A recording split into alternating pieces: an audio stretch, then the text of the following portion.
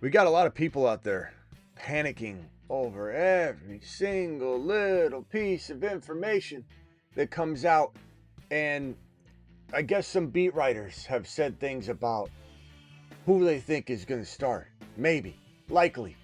There's a good chance maybe J.K. Dobbins starts week 1 is what one or two beat reporters are kind of throwing out there. And what's so crazy to me is we're sitting here on July 7. We're sitting here talking about this in ways that all I see is opportunity. If you don't look at this situation as a way to win your league, you're not paying attention. Look, I could put this out here. I just found this right here. I just found this news report. RJ Harvey is the likely starter. That's exactly what these beat reporters are doing. They say, oh, J.K. Dobbins is the likely starter. Who said? A beat reporter? There you go. RJ Harvey's a likely starter. Go spread that gossip and rumor around. Actually, don't. No, let me take that back.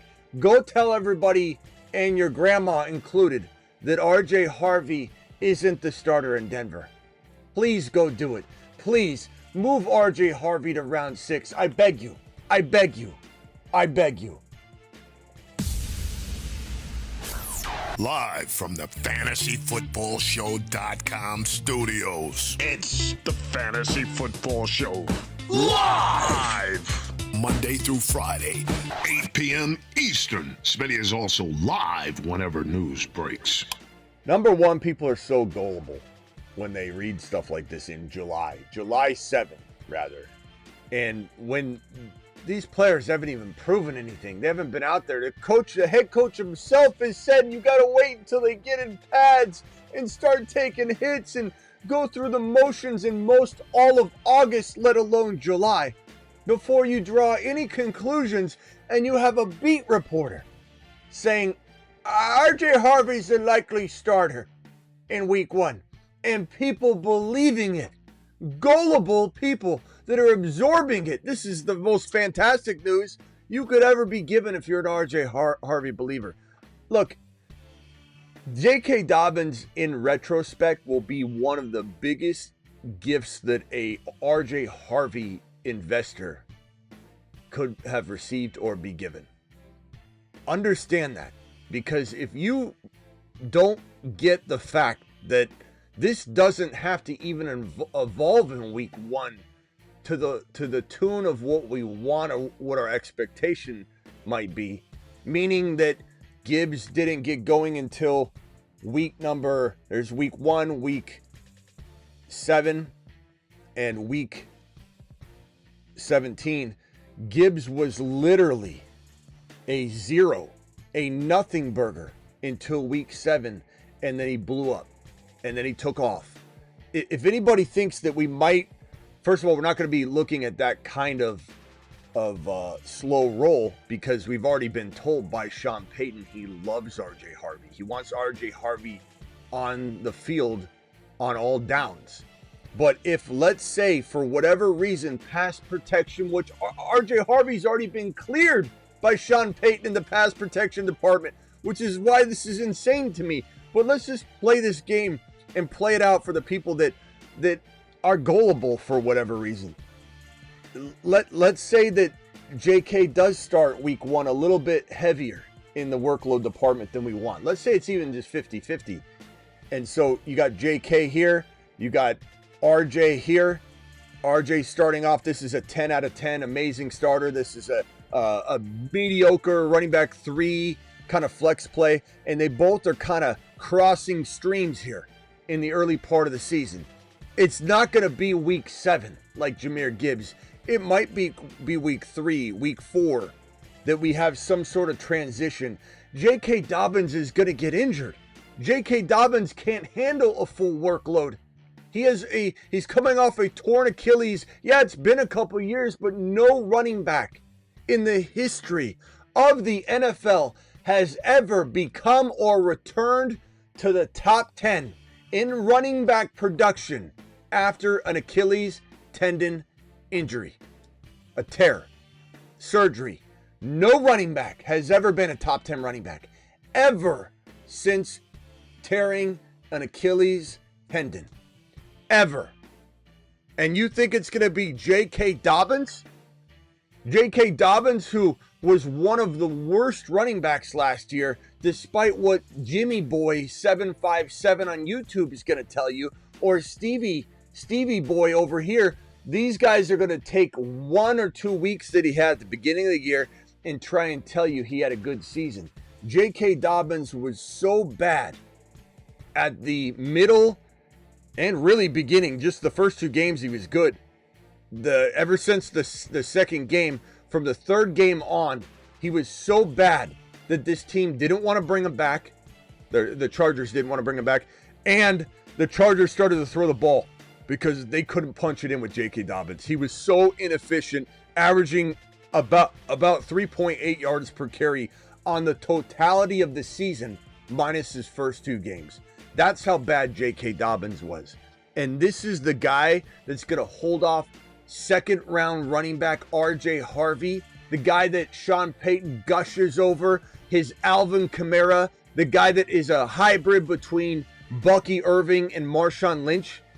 This is a monster in the making. This is Sean Payton's Alvin Kamara.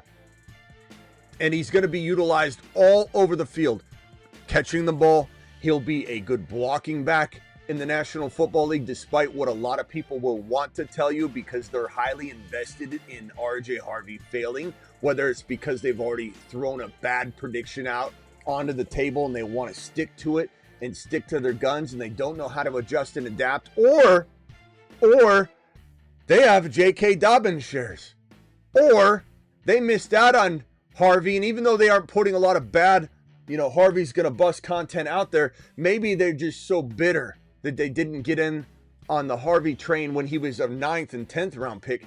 They're trying to pick their battle now and say, well, it's just not going to work out. So they feel better about missing the boat at 9 and 10 round value. This is the same thing we're dealing with Travis Hunter. Hunter was a freaking 9th round player. He was a 9th, 10th, and 11th round player, and we cleaned up all offseason, pre-NFL draft on Underdog, promo code Smitty, drafting the hell out of Hunter at 9, 10, 11 round value. Let him cook.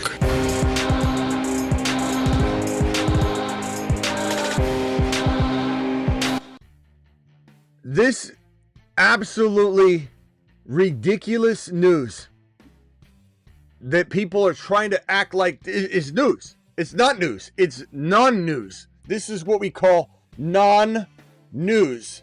That we're sitting here in July and people are already freaking out about RJ Harvey because a beat reporter decided to say he's the likely starter, J.K. Dobbins, over the rookie, over the second round talent, over the guy that the team drafted and didn't want to bring J.K. Dobbins in. They could have brought J.K. Dobbins in before the draft. The team didn't do that. Denver didn't want J.K. Dobbins before the draft. They drafted RJ Harvey, and it would be one thing if he was disappointing. And they said, you know what? He's not what we thought. Let's go. Oh, J.K. Dobbins, we could have got him earlier. Let's get him now. That's not how it played out. If that's how it played out, that would be one thing. But RJ Harvey's been nothing but impressive. So if you think that J.K. Dobbins is brought in to be the long-term starter, why is he on a 1-year deal? If you think J.K. Dobbins is being brought in to be the long-term starter, why is everything coming out of Sean Payton's mouth about RJ Harvey? And if you listen to the details or you watch my show and don't read a Mickey Mouse news post about this, you would know that Sean Payton was asked about J.K. Dobbins, asked about his running attack, and the next sentence out of his mouth was, this team's lifeblood is the NFL draft. That is what came out of his mouth when talking and responding and answering a question relating to J.K. Dobbins in Denver. It was, we'll see how everything plays out, but the lifeblood of this team is the NFL draft.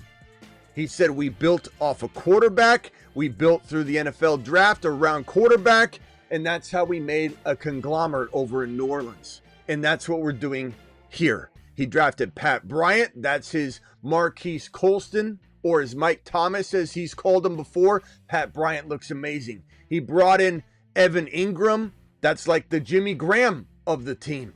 He's got RJ Harvey. That's his absolute, almost spitting image of Alvin Kamara. And then he's got J.K. Dobbins, who's going to come in and he's going to take some work off of RJ's plate. They're going to ease RJ in more and more every single week. This is not an RJ Harvey 25 carries per game from week 1. We don't want that.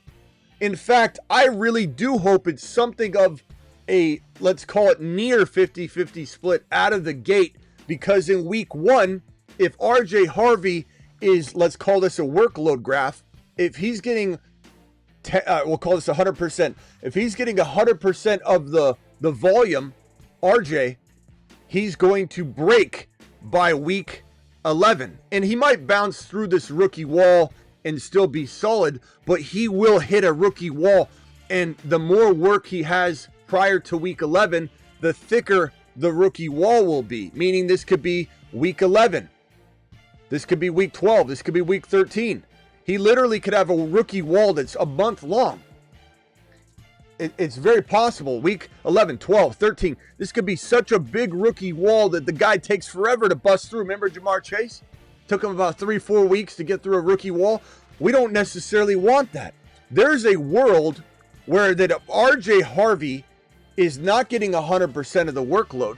Let's say RJ Harvey's getting, call it 60% of the work, that he strings along here until about week 4 or 5.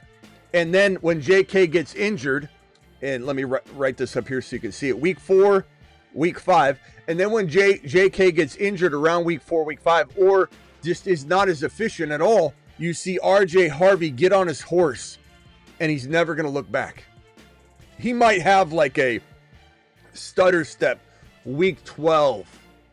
You know, it might be like a week 11 or 12. Might not even be a full week and a half of this guy. Like, he's banged up a little bit. He sits out of practice.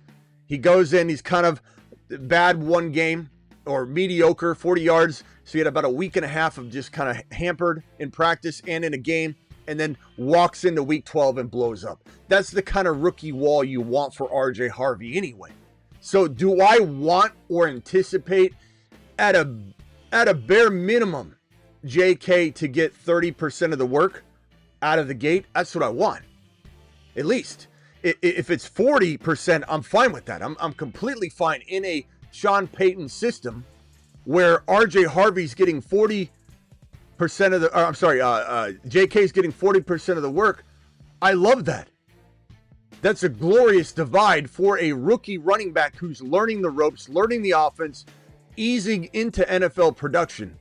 You don't want him getting 75, 80% of the work. He could break or at least hit a long rookie wall.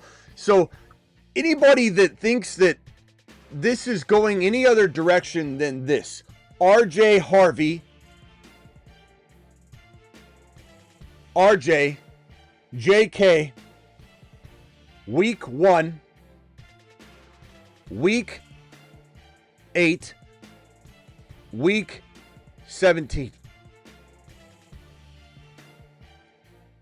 If anybody thinks that this isn't starting off at kind of a even Steven, maybe they switch off a little bit, and then RJ Harvey this way, J.K. Dobbins this way, you don't understand science. You don't understand the geometry and the algorithmic equations that go into the analyzation of the gigawatt live stream component megawatt that is this man RJ Harvey that's going to mother freaking Jupiter. To Jupiter. And I don't know that I can help you, and honestly I don't know if I want to help you. I would rather you, if you are a J.K. Dobbins truther or just RJ Harvey, I missed him and I don't have him in any league, so I'm bitter, hater. I want you to go this way.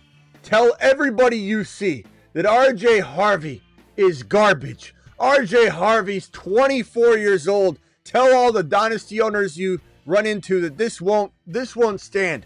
Tell him that J.K. Dobbins is the better player. Tell him that RJ Harvey is not heading in this direction. He's heading in this direction. Tell him J.K. Dobbins is heading in this direction, not this direction. Tell everybody you can.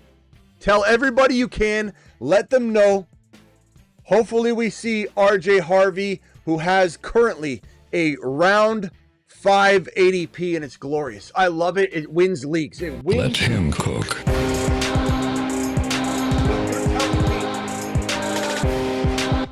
But you're now telling me that I might get RJ Harvey because of some weird Williams and some cautious Calebs and some angry Anguses that think that they're already screwed if they go in the direction of RJ Harvey. You're telling me that round 6 is going to become the new norm? I tell you that we're going to cook. Let him cook.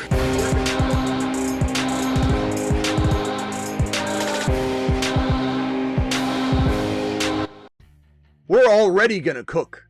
We're cooking already in all of our leagues where we got RJ Harvey in round 5. We are literally cooking. But if we get RJ Harvey in round 6 or better, we're doing more than cooking. We're lambasting people into oblivion. Got him.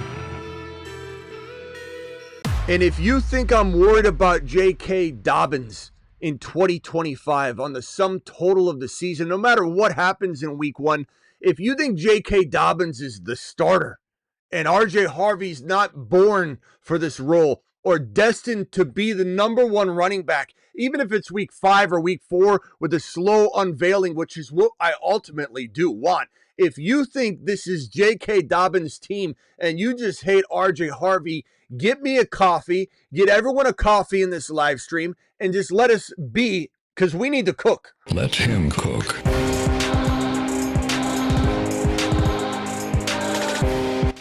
And again, I found, just like there's a beat reporter that, a couple of them, that found a pen or just a keyboard, and they typed, I'm pretty sure, based on my observations,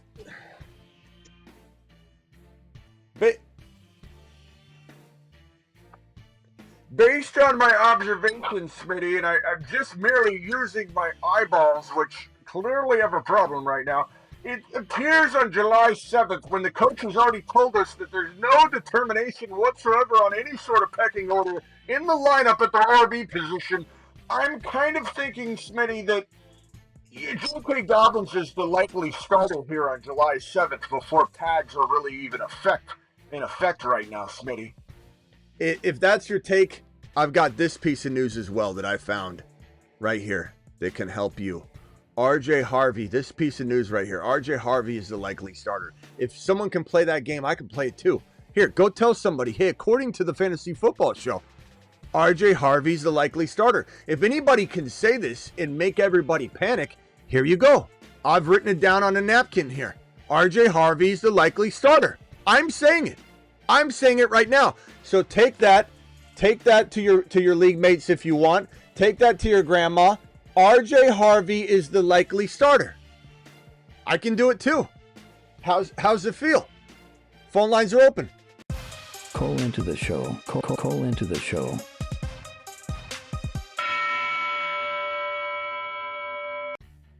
You know, I do enjoy these shows. I know it seems like I get bothered by stupid rumors or people just speculating so much that it makes people like go crazy.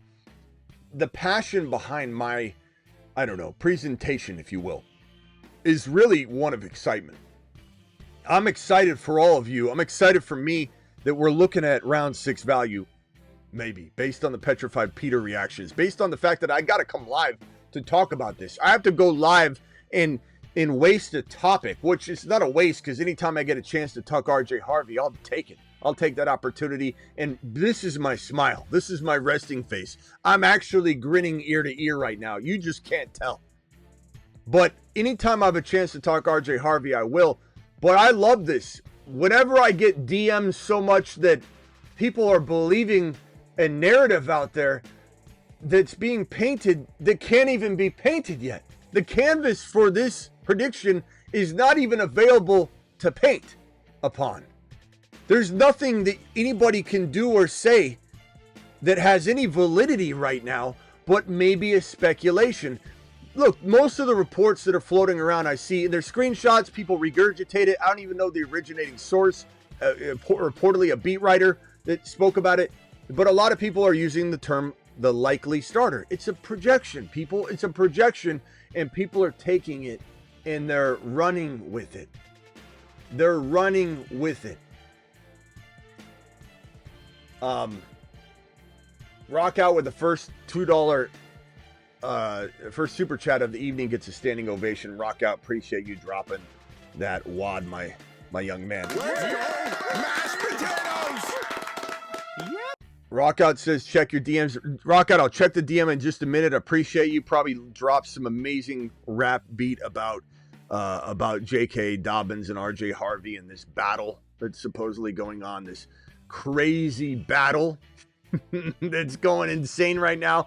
This 15-month membership question, Smitty, best rookies talent-wise, no Genty Hunter. I don't know what in the heck that means. No Genty Hunter. You mean give you names that are not Genty Hunter, like a quick, easy way out of that question, you mean? I mean, RJ Harvey. I don't know what room you've walked into, but this is the right room. I don't know if this is an RJ Harvey hype session or an absolute lambasting of these rumors that are just going rampant, I guess, because I'm getting DM like crazy on it. Somebody got fooled. And no offense to anybody that brought this to my attention, and some of you brought it to my attention to laugh at it, and that's cool. We did that on the Patreon. If you guys aren't on the Patreon, you're missing out. I mean, on the Patreon, everyone on the Patreon knows what time it is. Somebody posted a thing on it. Is like, I guess we're getting Harvey a little cheaper now. $10 a month, cancel anytime. Make sure you jump on over to my Patreon. It's live chatting 24/7, 365. Look, I'm biased, but this feels like the best chat environment you could be in. It's 24/7, 365. After every show, I go in there and chit chat with all of you about all the stuff we're talking about. But anybody that fell victim to this, even if I said, like, you'd be falling victim to BS if I came into the live stream and said, RJ Harvey starting week 1. I know it. I'd be lying. I'd be an absolute buffoon. And you'd be even worse for believing me if I said I know what's going to happen. We don't know what the pecking order is going to be, but it certainly isn't decided today. Not to mention, even if the worst case scenario, JK has a 60% to RJ Harvey's 40%, we went through this with Jahmyr Gibbs. We'll be okay. We will be okay. RJ Harvey is the plan. RJ Harvey is the better talent. J.K. Dobbins at 60% would get injured really quickly anyway. RJ Harvey will get plenty of work to be relevant, and he will outperform J.K. Dobbins at every turn, which will open the door. RJ Harvey workload will increase slowly but surely, even if he starts off at a 40% to JK 60%. JK ain't getting more than 60% of the workload. He can't. He'll break immediately. This is an RJ Harvey, JK Dobbins eventual backfield. And if JK stays healthy, he'll be involved for as long as he can stay healthy. There's nothing wrong with that. We don't want RJ Harvey carrying the rock 472 times. Because Denver will probably run the ball close to 500 total times. Knicks will run a lot, no doubt about it. But this will be a team that pounds the rock. And the last thing you want is a rookie running back getting 350 carries. You need J.K. Dobbins. And when J.K. Dobbins breaks, guess who's stepping in to get a pace of carries that would equate to 120, 140 carries on the year?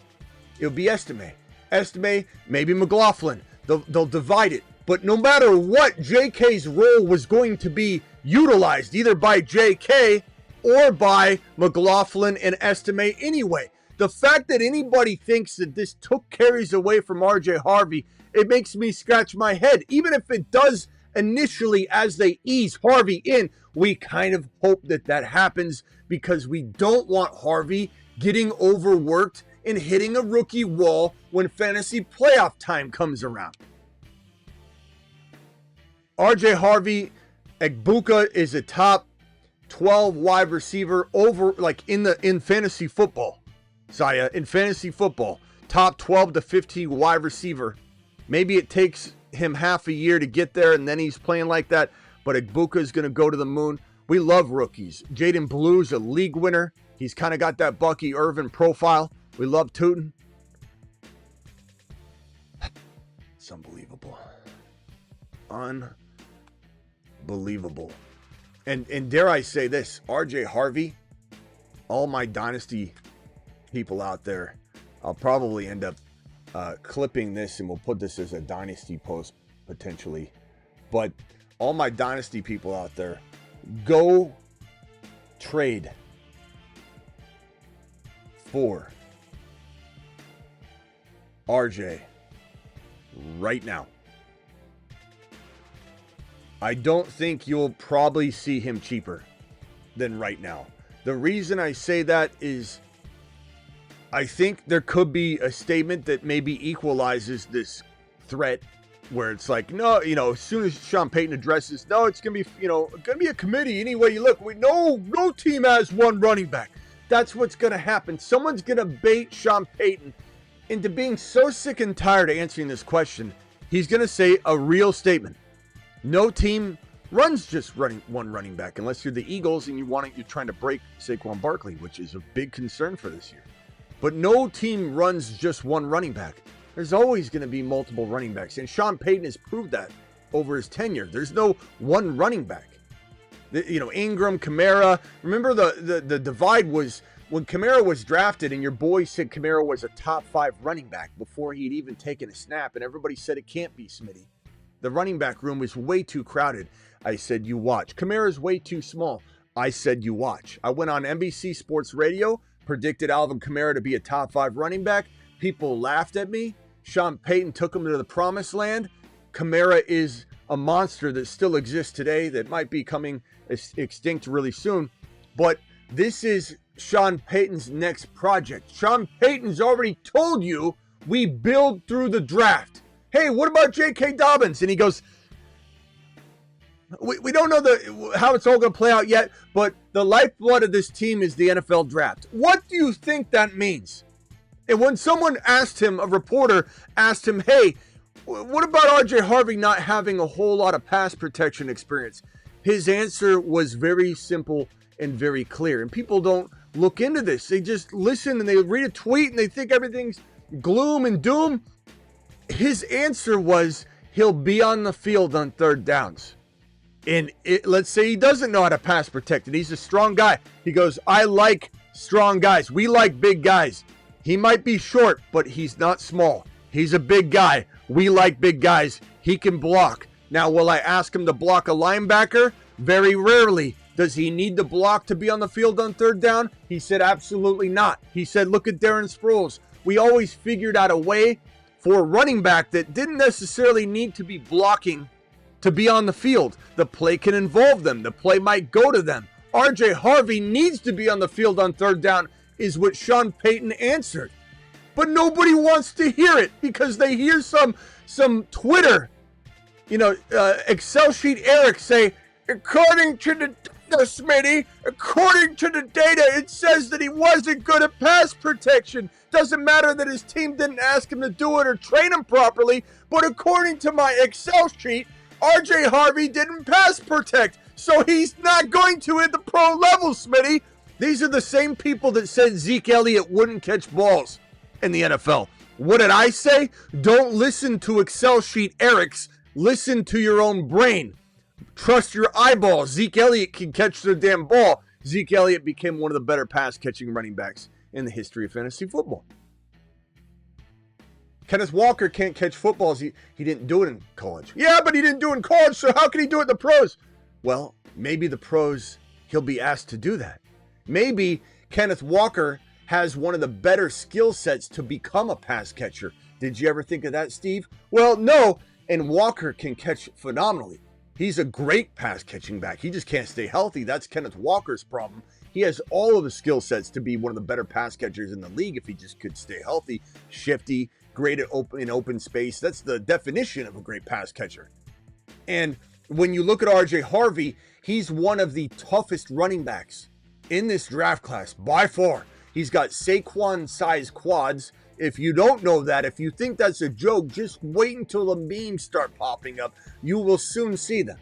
He has Saquon Barkley quads. He has Saquon Barkley determination. He has Marshawn Lynch decisiveness when he's got the football and he's got to make a quick twitch decision to go this way or that way. He's got the aggression and the motor of Bucky Irving.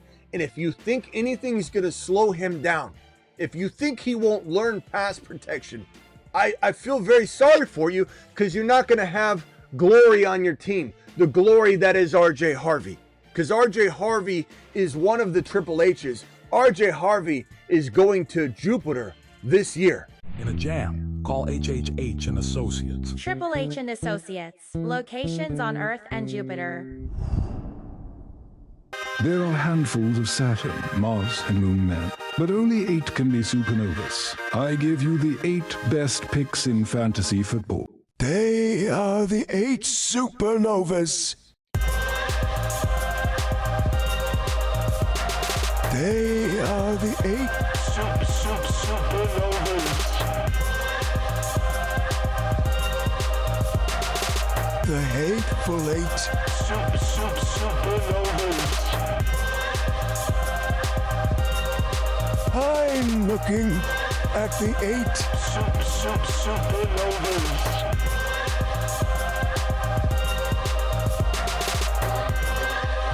The magnificent 8.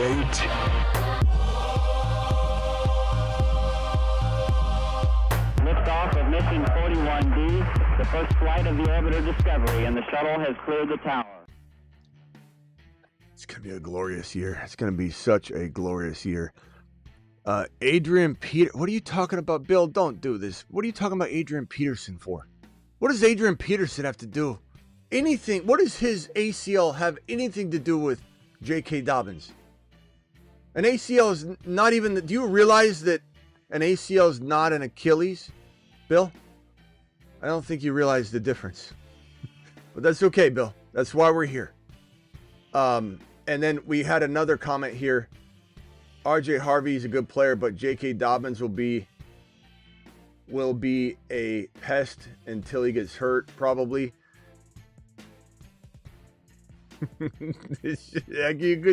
You can pick out the people from a mile away that have invested interest in not seeing this thing work out. It's so easy to see from a mile away. Oh, I feel so bad. I feel bad and then I don't, because at the same time, it's like, you've gotten enough warning shots that you should be on the Harvey train by now. There's no excuse. I mean, I've only talked about it, constantly. So you either get on board or rock out. Appreciate you. I'm going to play your super chat or your message in a second. Oh, it's just unbelievable. Look, Parker, you're making it very evident that this conversation makes you really uncomfortable. All right, the glaze has to stop. The glaze doesn't have to stop. I can do whatever I want, Parker. If I want to talk RJ Harvey all night long, I will talk RJ Harvey all night long. You don't tell me what I get to talk about, Parker. You can go that way if you want to watch another show that doesn't let you know what you don't clearly know, Parker. I'm trying to educate you on RJ Harvey. You're clearly pushing back because, I don't know, maybe your rookie draft is already over and you didn't get a crack at Harvey, so now you want to just knock him down to size so that you feel better about not getting him. But the glaze has to stop. The glaze doesn't have to stop. I'll do whatever I want, Parker. In fact, Parker, this one's for you. How about I do this? Let's try 100. RJ. RT. RJ.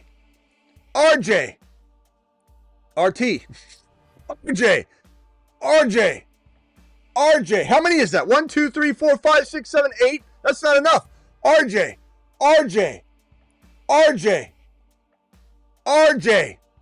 RJ, you want me to stop? No, I'm not going to stop. RJ, if I want to do this for 4 hours straight, I'll do it for 4 hours straight, Parker. And you can go watch some other show. I could care less. RJ, RJ, RJ, RJ.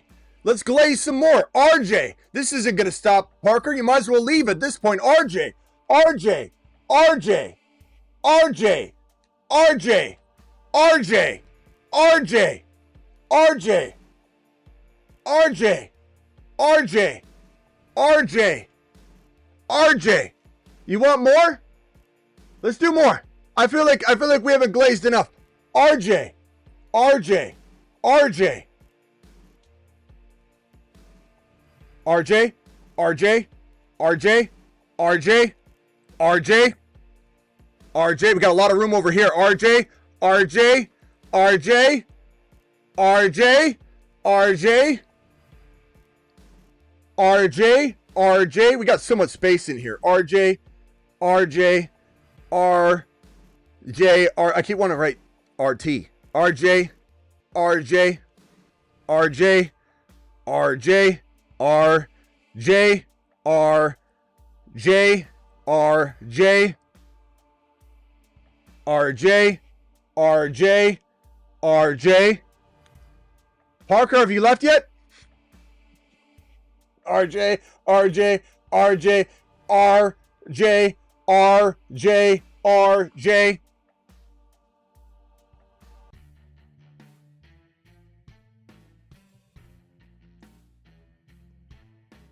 RJ, RJ, RJ, RJ, RJ, RJ, RJ, RJ, RJ, RJ, RJ, RJ, RJ.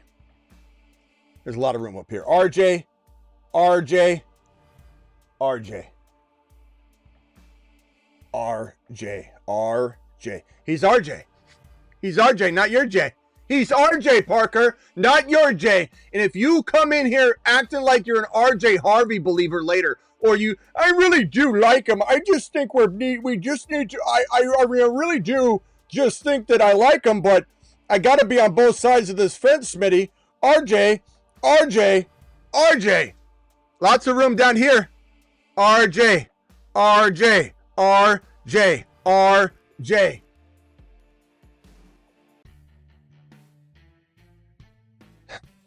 Phone lines are open. Call into the show. Call into the show.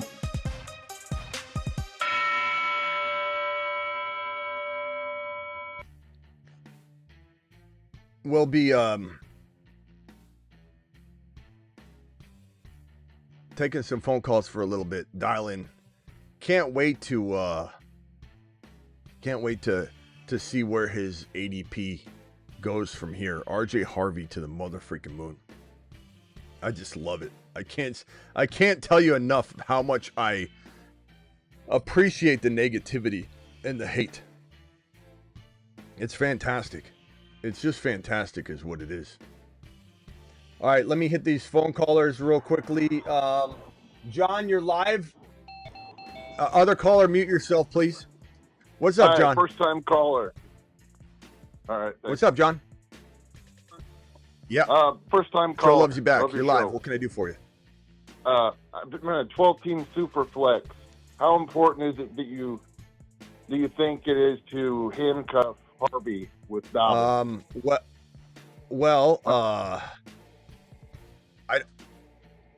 Monty.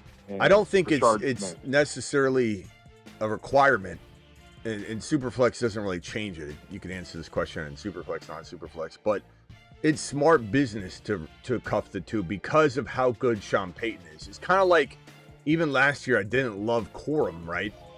But you had to have Corum and Kyron. They were still one of the best handcuffs in the game, even though we didn't need to use it.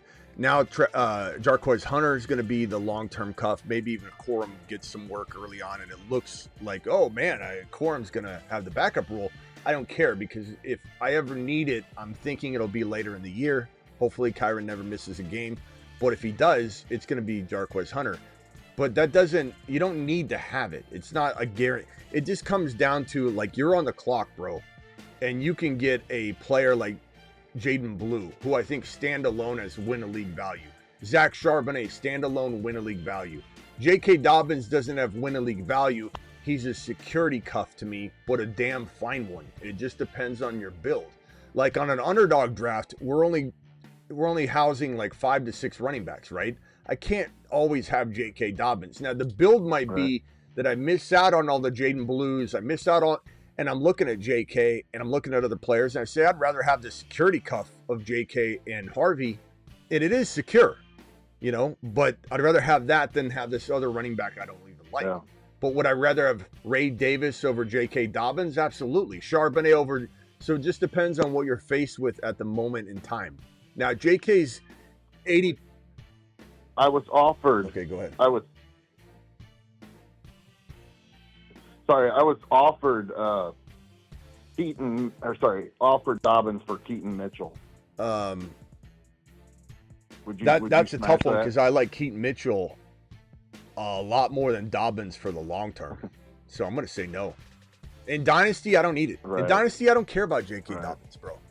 I mean, even if he gets in there, even if he starts the year at 60% production over there in Denver and Harvey's 40, it's not going to last forever, bro. And not to mention, I mean, J.K. was so bad last year, bro. He was so inefficient. And for whatever reason, a lot of storytellers will tell you, they'll spin it a different way, but the facts are the facts. After his 2 games, he was 3.8 yards per pop the entire season, and they stopped running the ball because of him. They had, every time they were at the goal line, they threw the ball. Very unorthodox for a guy like Harbaugh to just be throwing the ball at the goal line. He doesn't do that, but he had to because J.K. was such, trash at the end of the year. Now, I'm not saying J.K. can't play, okay football if he's got a spell, or in Sean Payton's system, he won't be good or effective or have 100 total yards and a touchdown. Keep in mind that we could see that in the early part of the year, and it'll freak people out, and RJ Harvey owners will freak out, and they'll all sell them. And bro, all the people that are standing tall in here, and I love all you guys, there'll be about 30% defectors that if RJ Harvey isn't a absolute stud in the first, at least by the 3rd or 4th week of 2025, the people pretending to be in the RJ Harvey camp right now, they will defect immediately, and they'll be in the comments going, I'm cooked. I hate my life. I can't believe I took RJ Harvey. I'm going to cut him on Monday. And it's going to be rampant. And that's the way it is. And if it's the way it is, it's the way it is. I can't wait for it because guess what? That means the market value is screaming to us that we can go trade for RJ Harvey in leagues where, we don't already have him. Yeah, I didn't have a first-round pick in our rookie draft this year, but I traded a first and second for next year's draft to get Harvey at number 7. All right, man, thanks for the call.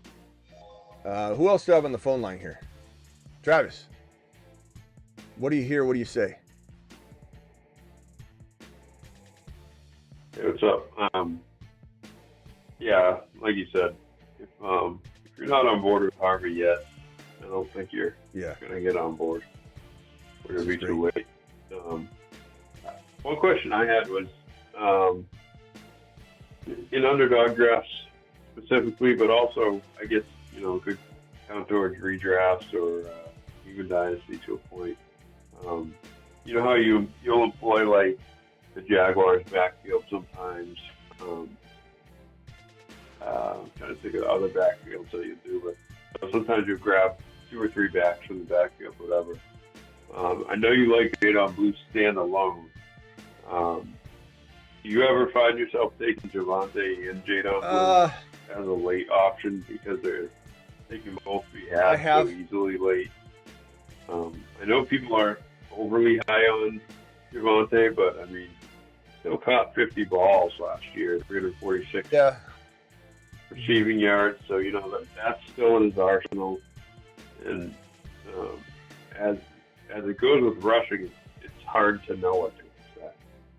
I find myself doing it, but I think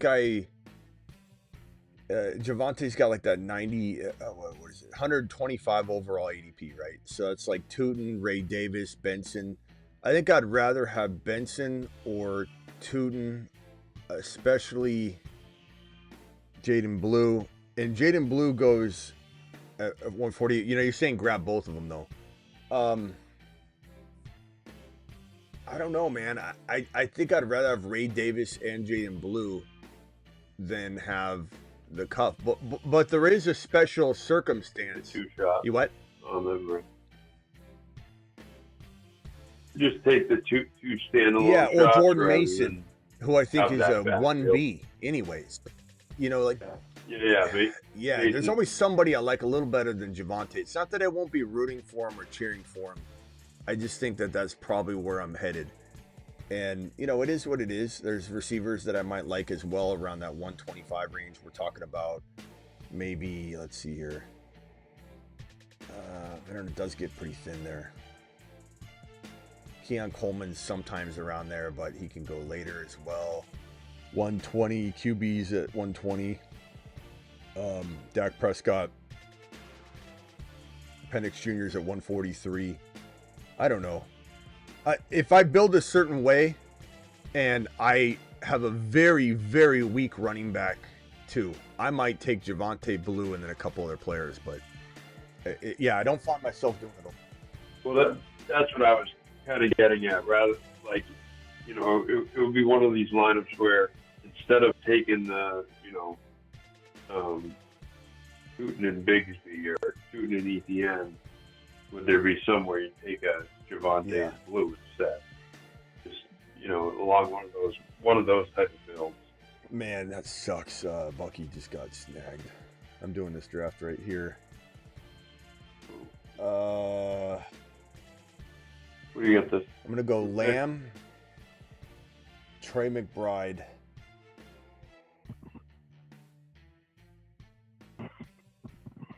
I don't mind reaching here just to get the balance. I mean, I like getting Garrett Wilson here and having Lamb and Garrett Wilson, but I think I'm just going to go balance here, take a little bit early Kyron. Anywhere in 3 is great for Kyron.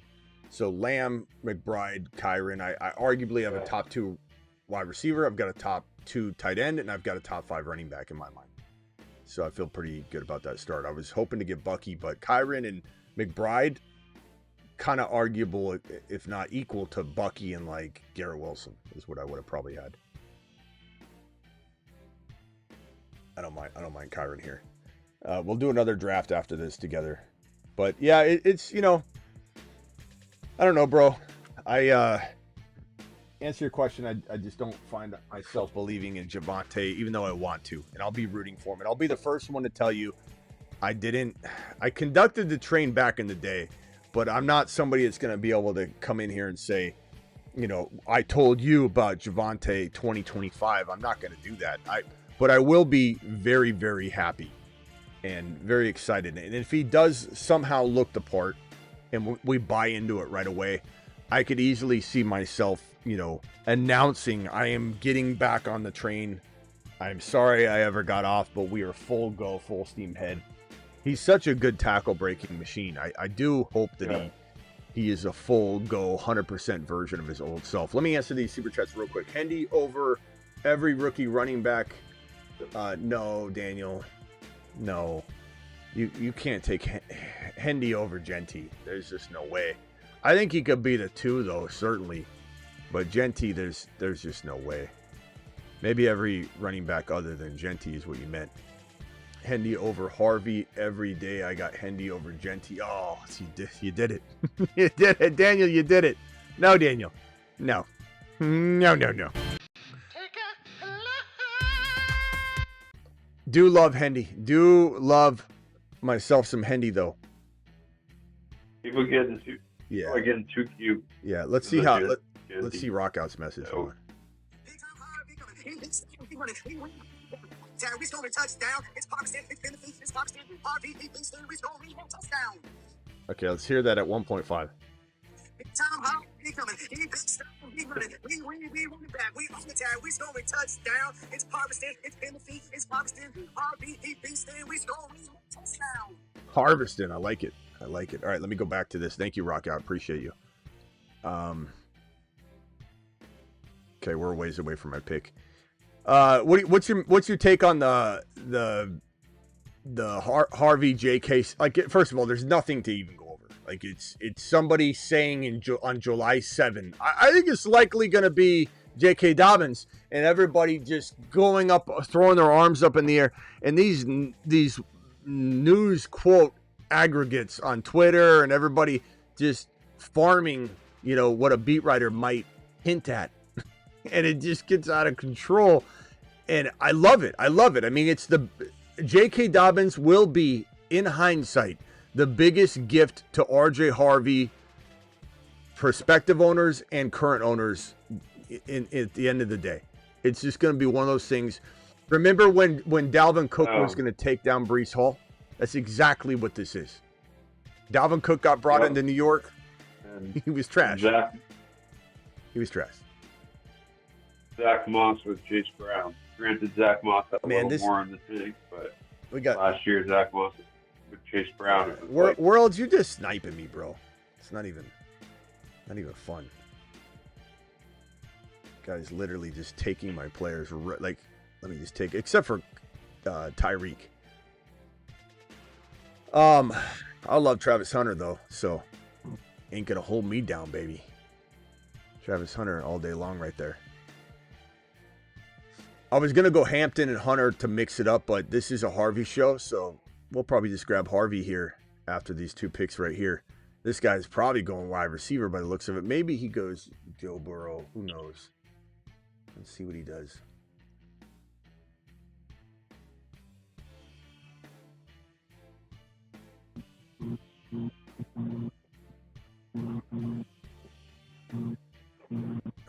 Go. I'm probably going to roll with Harvey here.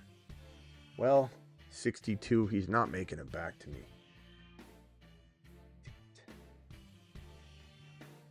I'm just going to take him. I'll take him early. So, Lamb, McBride, Kyron, Travis Hunter, RJ Harvey. I'm good with it. Part of me wanted to take Burrow, but you guys know the deal. I'll just wait. Yeah. Burrow might make it back to me. I think another thing with the Dobbins is, if you remember, Dobbins was another one of those kind of cultish guys where even after he was hurt the first time, people were very defensive, very high on him coming out of college, which I liked him coming into the NFL too. There's, plenty to like about him. But people had trouble letting go of that elite ceiling that he could have. And then when he came back last year and had those big games to start the season, it was like, oh, see, told you so, he's back. Yeah. There's no argument anymore. Hey, argument.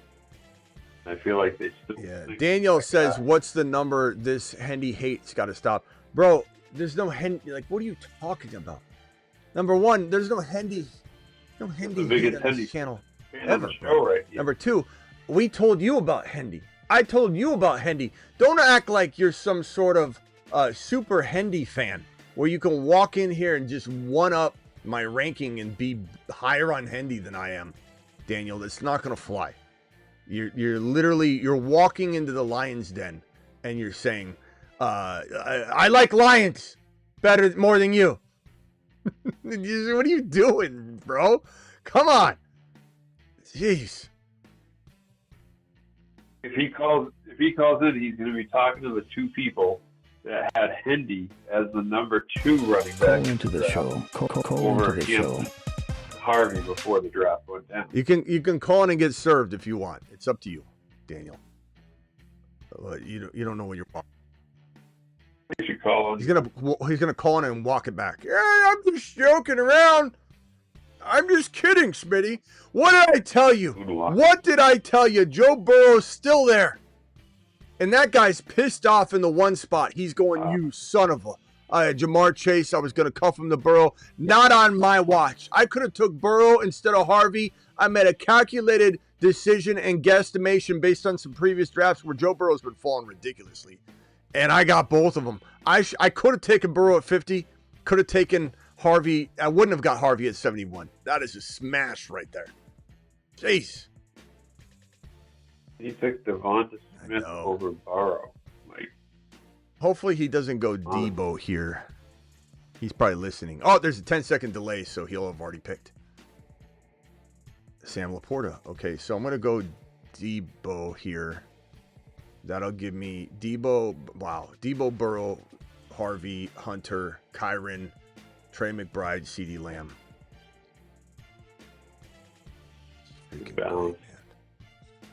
Yeah. Hey, have you got my coffee yet, Daniel?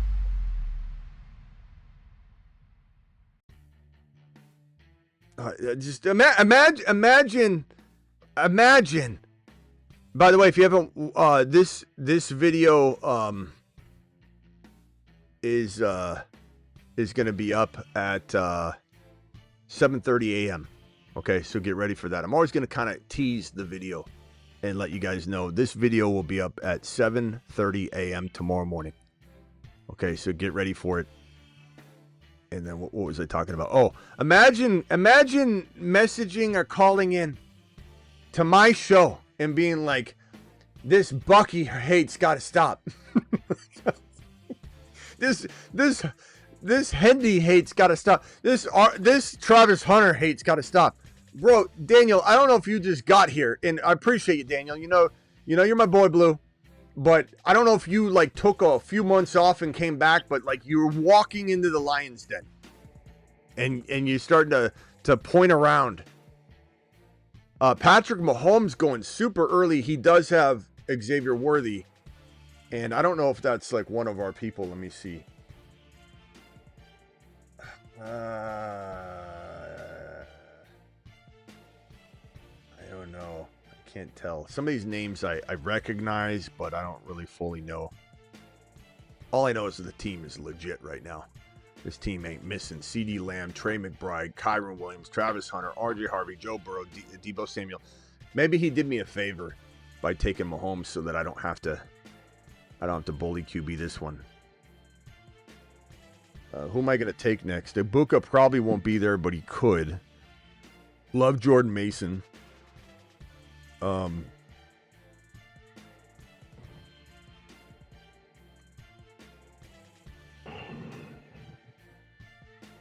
What do you think about? What do you guys in the chat think about this? I've already got RJ Harvey. I already have Kyron. I could do what we were talking about earlier because of the build. Go in a direction where I'm kind of cuffing those two guys, and then I take a couple of their shots on some players and get the offenses. You know, I'm getting JK and Harvey. I'm getting Kyron and Jarquez Hunter. I don't know that I'm going to force that.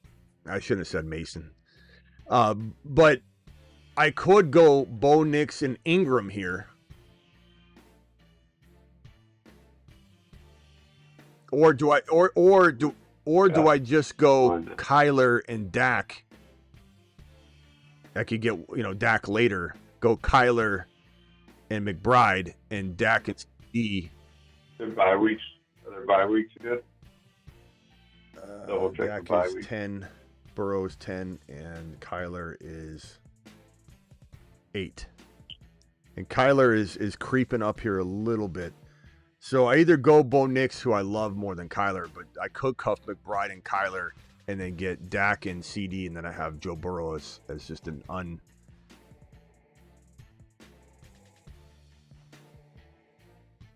Oh my man. Let's go Kyler here. We're going to cuff Kyler and McBride. I need some variation, I do a lot of the same stuff over and over. So that's what I was going to say. Is that'll actually switch it up a little.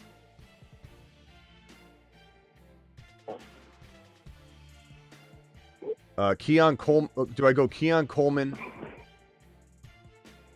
Do I go, and I've got McBride already. I could get Ingram still, even if I wanted to. Or do I just go with a big, swinging, league-winning monster in Zach Charbonnet?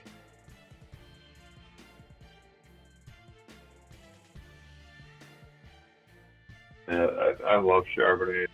It's hard for me not to draft him when he's there. So,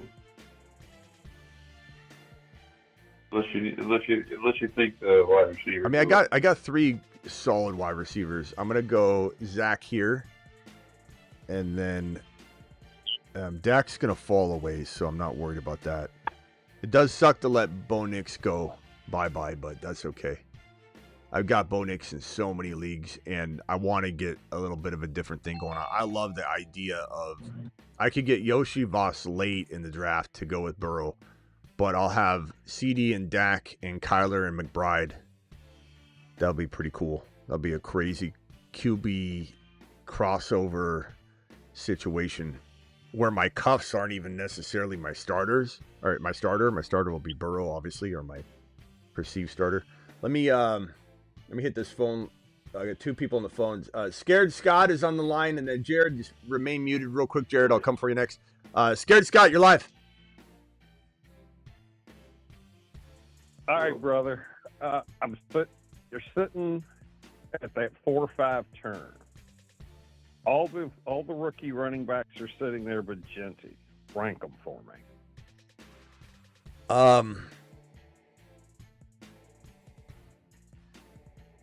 Let's see. Is this Dynasty? Is this redraft?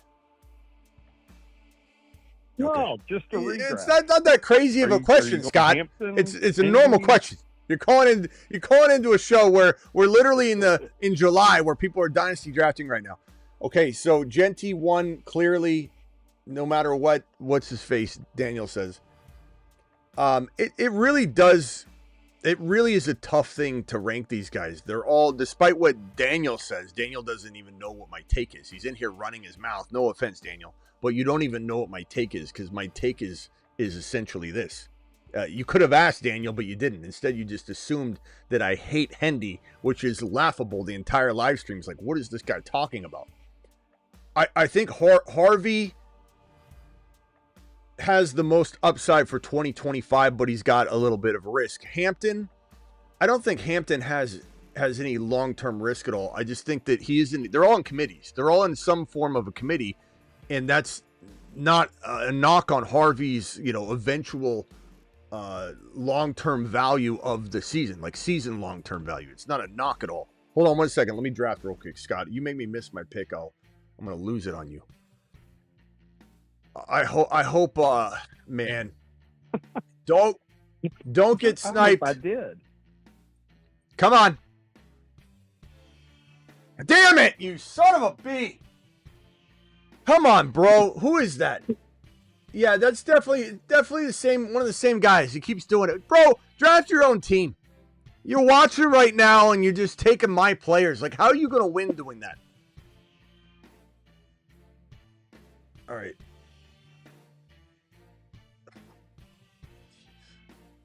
I'm going to time out. Just took Bashal Tootin.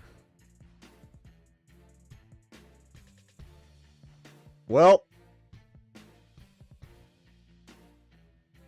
wide receiver shopping. Luther Burden, Kyle Williams.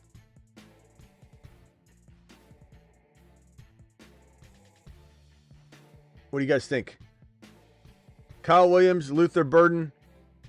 I like Kyle Williams a little bit more.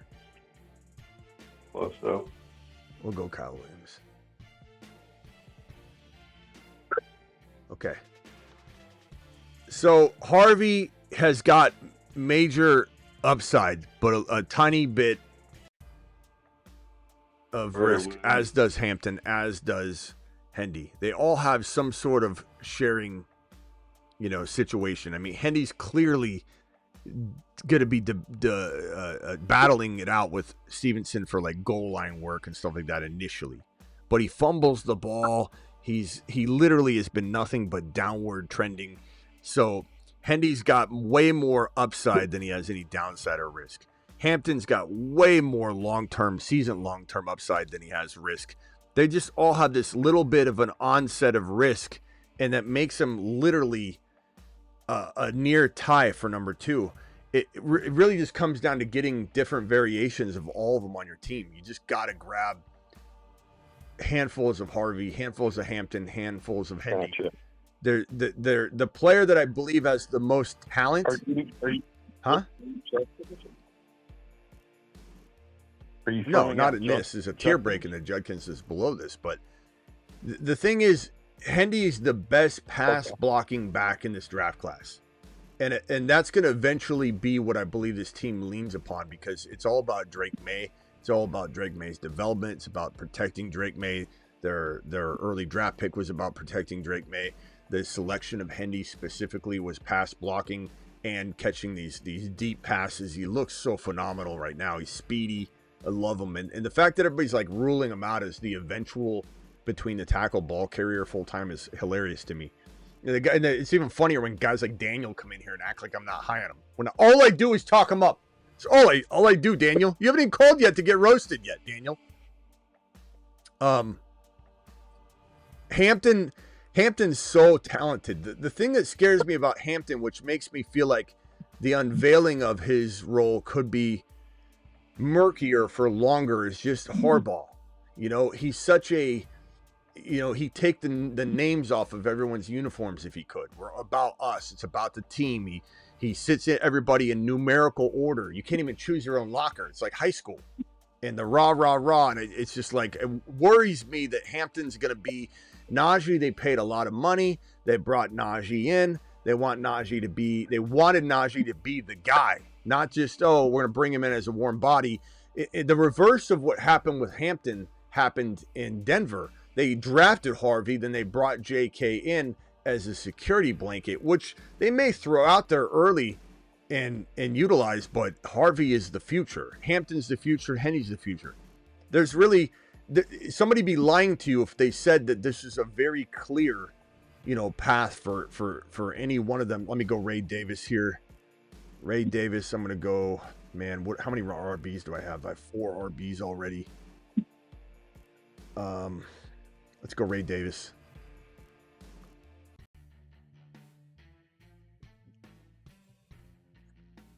Should I take Cam Ward now, or his ADP is 163? I don't necessarily. Yeah, it'll be the same as Burrows, but I already got 2 different bye week quarterbacks. Kyler's 8, Burrows 10. I could just leave it alone and just stack other players. Let me just see real quickly. I like Garendo here. I love Jaden Blue here. The wide receivers, I don't love right here. I kind of like, you know, Pat Bryant and Jalen McMillan a lot. I think I might go. I guess he's listening. Let's go Garendo here, and that will kind of round out our RB. So home run hitters in Tootin and Charbonnet and Ray Davis and Garendo. Those are all league-winning running backs. Just home run hitters. And I got RJ Harvey and also have Kyron Williams. So I didn't cuff him at all. See how that goes? You can cuff him sometimes, and sometimes I don't cuff him at all, for that caller that talked about that. But CeeDee Lamb, Travis Hunter, Deebo Samuel, Joe Burrow, Kyler Murray, Trey McBride. Really, really strong team. Really, really strong team. Like that. Yeah. I like this squad a lot. Seems like that guy in the one spot is he's watching too, because he took Jaden Blue and he took Luther Burden. But anyway, Daniel, I don't think Daniel, you're not watching. You're not watching. You're not paying attention. You're not listening. You're not doing any of the 3. I mean, you're not calling. You're not watching. You're not listening. You're not even being clear about it. Like, what do you just said Harvey over Hendy's laughable. What do you see right in front of you? What did I just show you? You're not paying attention, my boy, at all. But anybody that thinks they know what's going to happen with any 3 of these sharing roles right here, Hendy, Hampton, Harvey, who are all 3 going to be the eventual starter. But there are roadblocks for all three of them. You can't be oblivious and go, there's no roadblock at all for Hendy. There's no roadblock for Hampton. There's no roadblock at all for Harvey. But these are all good roadblocks because the roadblocks will be conquered. They're very low roadblocks you can just leap over. These are young monsters that have older or inept, options in front of them, or often injured. JK often injured and inept. Hampton's got a man that's never missed time, though, that's going to be an annoying thorn, but he's not as good. Hampton's going to steamroll him at some point. And Hendy, who you can't even replicate what he does. Stevenson doesn't hold a candle to his pass protecting and his ability to catch the football, but they're going to easily, use Stevenson between the tackles, which is what we want. We want a guy in Hendy that has a lot of Achan type games where it's like 70, 80, 100 yards receiving, and sometimes like a 20 or 30 or 40 rushing yard game. So, okay. I think Hendy can legit get. I'm sorry. Catcher. What are you buying? I'm sorry. I heard a scared voice in the chat. Is that Scared Scott? It's Scared Scott. I've got one more question for you. What's your take on the Ingram Joker role? I love Ingram. Ingram is a guy that we talk about all the time. He's a top 5 tight end potential player. He's one of the guys you would skip drafting early tight end and go get Evan Ingram and have that potential outside the top 10 or right around 8, 9, 10, 11, 12. It just depends on where you're drafting that kind of value. Ingram was drafted. I'll have to see where he was drafted in this in just 1 second. Give me a moment here.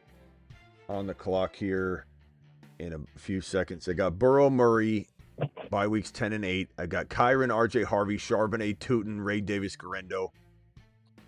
Wide receivers, I got bye weeks spread out all over. Don't have a single wide receiver the same bye week. Kind of good there. I'm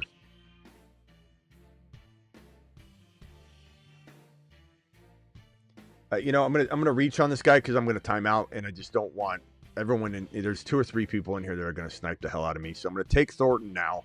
He probably wouldn't have made it back to me, but it's definitely about 10 picks too early. But when you get to round 15, 16, 17, 18, ADP doesn't matter. It means nothing. You're not taking a bath on anything. You're not preventing yourself from, like, the last 2 rounds I'm taking backup tight end and maybe backup quarterback. So you're talking about what? Nothing. You're not reaching on anything at the end of the day because I'm not even spending those draft spots on quarterback, non-tight end players. So I reach like hell in round 15. Who cares what anybody says? So I went Dante Thornton there. And then I've got, let's see, 1, 2, 3, 4, 5 wide receivers.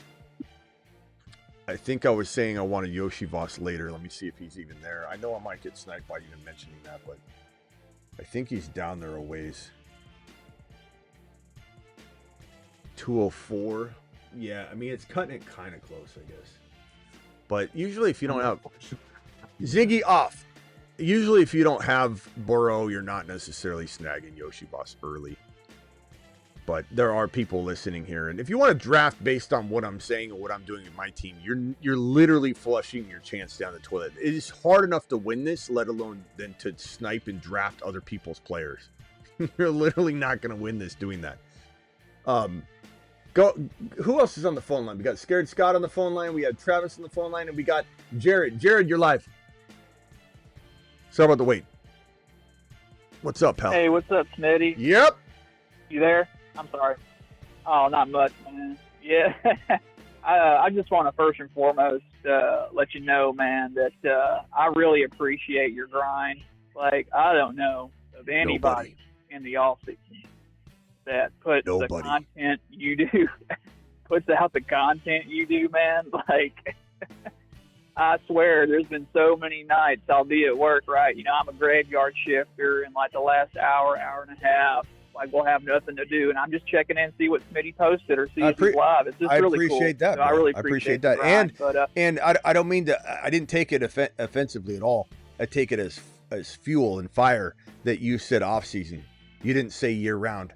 And I'm not saying anything negative about what you just said. I'm gonna prove. No. You know what I mean. I'm gonna prove to you that the in-season content is gonna be, and I don't think it's been bad. I think we still dominate everybody, but we crush everybody on off-season content. I want to crush everybody on in-season content too. Oh my so God, that's why you see me. I'm doing pretty much like one video upload a day, bro. 7:30 a.m. I'm dropping it, and that's on top of everything that I've been doing for years and years and years. So if you're getting another extra video per day, it's going to help you tremendously. And during the season, it's going to be crazy. So get ready for that. It's going to be unbelievable. Yeah. All right. Hold on 1 second. I'm on that. Yeah, man. Well, I just had let me just draft this pick real quickly. I'm on the clock. I know you're drafting. I might roll with just Joe Burrow and Kyler here. Maybe. Yoshi Voss.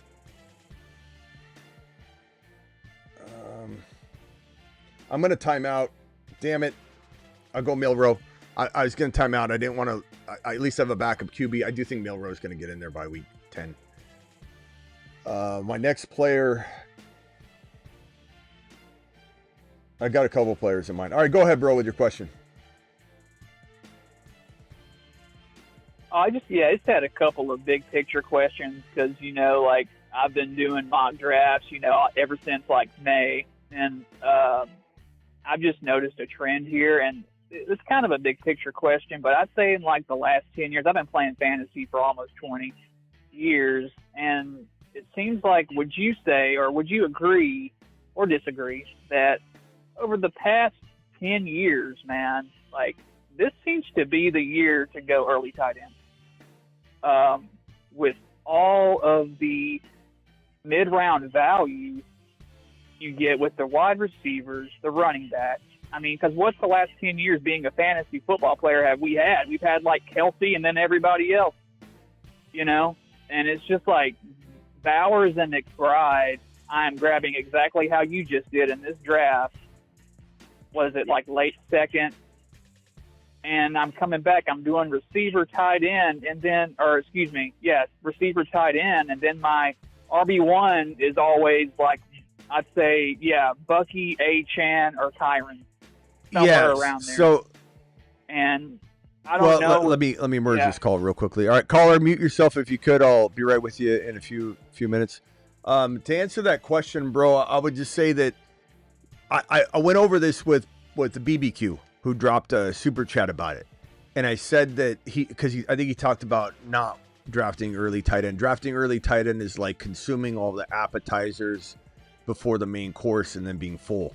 But what I rebutted with was that I think that the early part of the offseason, we were cleaning up drafting Bowers and McBride. And drafting early tight end is usually not my cup of tea at all, because I usually love to find that Isaiah Likely like this year or Evan Ingram this year. Those are two tight ends that I think are probably the best values in fantasy right now later on. Evan Ingram, Isaiah Likely. But I ended up telling BBQ that when we kind of messed around with drafting early tight end, because I like to try out all the strategies right when the Underdog opens up for the year after the Super Bowl. And I started to notice that when I drafted early tight end, I didn't feel like I was lacking at all this year. At all. But here's what I said though, is as the off season's moving along, it's becoming less and less the case though. Because our Buckies, our Harveys are, Harvey could slip back in, and then all of a sudden you gotta keep checking, the ADP on it and keep testing different strategies. But when Travis Hunter was there in round 9-10, when Harvey was there in 7-8-9, coming out of the NFL draft, when those things start to vanish, when the values that we love in the middle round start to go away, and we start feeling like, damn, the position's dry. It's dry at running back. It's dry at wide receiver. Then it makes it harder to chase positions. But when you have a Harvey sitting there in 6, a Joe Burrow now in 6, a Mahomes in 7, a Debo in 6-7, you have plenty of opportunity to catch up at the positions and get on equal footing with other people and have the dominating tight end. So it's a great observation, but it is, I think, a shrinking opportunity every inch you get towards, August 1, and maybe redraft leagues, you won't be able to capitalize as much. Yeah, we only got 2 months, and who knows how much it's going to change. It definitely is not something that I think applies all off season long, unless we get Harveys and values that drop. But when all of our sleepers get consumed before the end of round 4 or 5, then it's hard to catch up by then. But we were able to catch up all off season. So I think it's something that you can't say from year to year, or even say an entire off season long that something like that exists. You've got to just keep testing the ADP. But it's a great observation, and it's still capable. I mean, I did it tonight. This team is unreal. I'm drafting from the 2 spot. So I've got CeeDee Lamb, Trey McBride, Kyron Williams, Travis Hunter, RJ Harvey. But without RJ Harvey and Travis Hunter making me get back to even footing, in my opinion, with all the other drafters, if I don't have those opportunities, I can't do this. I can't deploy this. You know what I mean? And so, like, a perfect example of this is when I draft with my followers in this next draft. I tend to do a little less of that, where I'm having to chase other positions. On that note, everybody jump into a weekly winner draft. Open it up. I'll sit tight for a few minutes, or a minute or two. Don't hit the button yet. We're going to open up weekly winners. We're going to hover over the green button. Don't punch it yet, or you're not going to get in the draft with me. I'm going to drop the Underdog link. Hang tight right there, my man. 1 second. I'll be right back. Underdog, promo code Smitty. Underdog will match your first deposit 50% all the way up to $1,000. 50% all the way up to that. Hit that link. That link is in the live chat. It's, I believe, pinned in the live chat. Maybe not yet. Let me pin it real quickly. But Underdog, promo code Smitty. That's how you get into these drafts with us. Okay, I pinned it right now. All right, everybody, in 5 seconds, we're going to click on the green button. 4, 3, 2, 1. There's a little bit of a YouTube delay, so I'm going to wait a second. All right, get in there.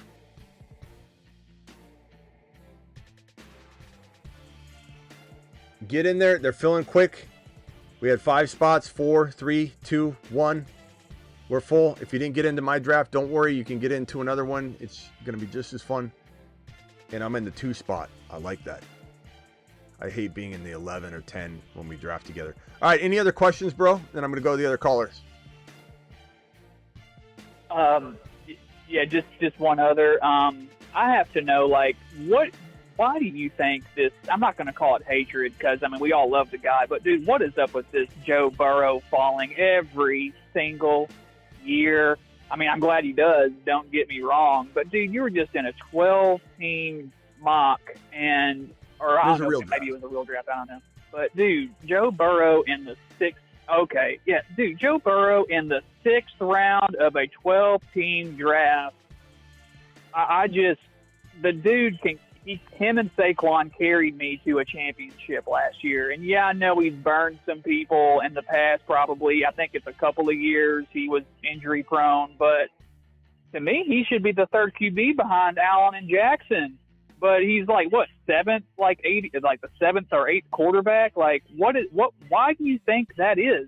I mean, what was he ranked last year, like, overall, like, QB? Because, I mean, I had him all last year. Like I said, he carried me, and I know like 2 years ago, I think he had an injury riddled year in between there. But I don't know. You are more in tune than me with this. But why is his ADP so low year to year? Like, the answer is a couple different factors. One, people love running quarterbacks. People are told to only love running quarterbacks. People are told that the quarterback should go late. People are told a lot of things, and people just regurgitate it. The one thing I'll tell you that makes a lot of sense, and this should hit home the minute you hear it, is that if you draft Joe, where's Joe Burrow going in your like mom and pop league, your home league, your work league? Just give me where do you have to take him? Round 4 or 5? Where's he going to go? Because he's a little higher in non-best ball, but maybe he still goes 5 or 6. I don't know. Where do you think you're going to have to take him? Let's see. Yeah, I think last year. You think it's going to be the? You think it's going to be the 5th round again this year, in your league? Sleeper's got him at 42 right now. Oh, okay. Yeah. I'd reach for him at this point. Like I said, you kind of have a liking for a player when he's on a championship team of yours. Right. But he was on previous teams of mine before, and it's like, dude, when he's healthy, here's the point. Don't get it. You draft Burrow in the 5th round, let's say, top of round 5, whatever the case may be. But as soon as the whistle blows, bro, or as soon as we're walking into week 1, if someone calls you and says, hey, I've got this 2nd round player that I drafted right here, I'll give you, and name a 2nd round player. Name a 2nd round wide receiver. Like, Nico Collins. You could say Nico, but maybe just a touch below that. Oh. Let's call it. Okay. No. Rice is 2nd rounder. Lower. So if someone calls you and says, I want to trade Rashee Rice for your Joe Burrow, you're not going to do it. You're just not going to do it. And the same thing goes with like Josh Allen, who's going like in this territory. Josh Allen, if somebody calls up even with London and says, I'll give you London for Josh Allen. Now, part of it's because you built your team around it. And if you lose Allen, who are you getting? But they could say, I'll give you, Jared Goff. I'll give you Tua. I'll give you even Dak Prescott or something. And the bottom line is, what this should tell you is that when you drive Josh Allen off the lot, he goes up in value. He doesn't go down in value. There's a reason for that, because their true values belong in the 2nd and like late 2nd and early 3rd round. Burrow should be getting taken in the 3rd round, late 2nd. Josh Allen should be getting taken in the high 2nd. But because the industry has brainwashed everybody into this, wait on a quarterback, then answer me this. Why in weekly winners are these quarterbacks going rounds and rounds earlier on Underdog? Is because push comes to shove, they want him in there. They want him in there, especially when you talk about 1 week at a time. Let me draft real quickly. Look at weekly winners. Josh Allen, Lamar, they're right there. I'm gonna take. I'll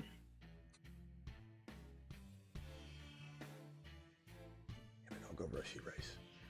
Okay, so Bijan and Rice.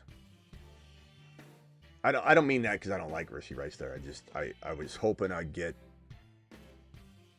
or draft him with our people, so none of these guys are going to fall that we love. But anyway, point is, bro, when you drive a vehicle off the lot, you usually lose $2,000 right away, and that happens with players like wide receivers and running backs. It really, but with quarterbacks, they go up in value.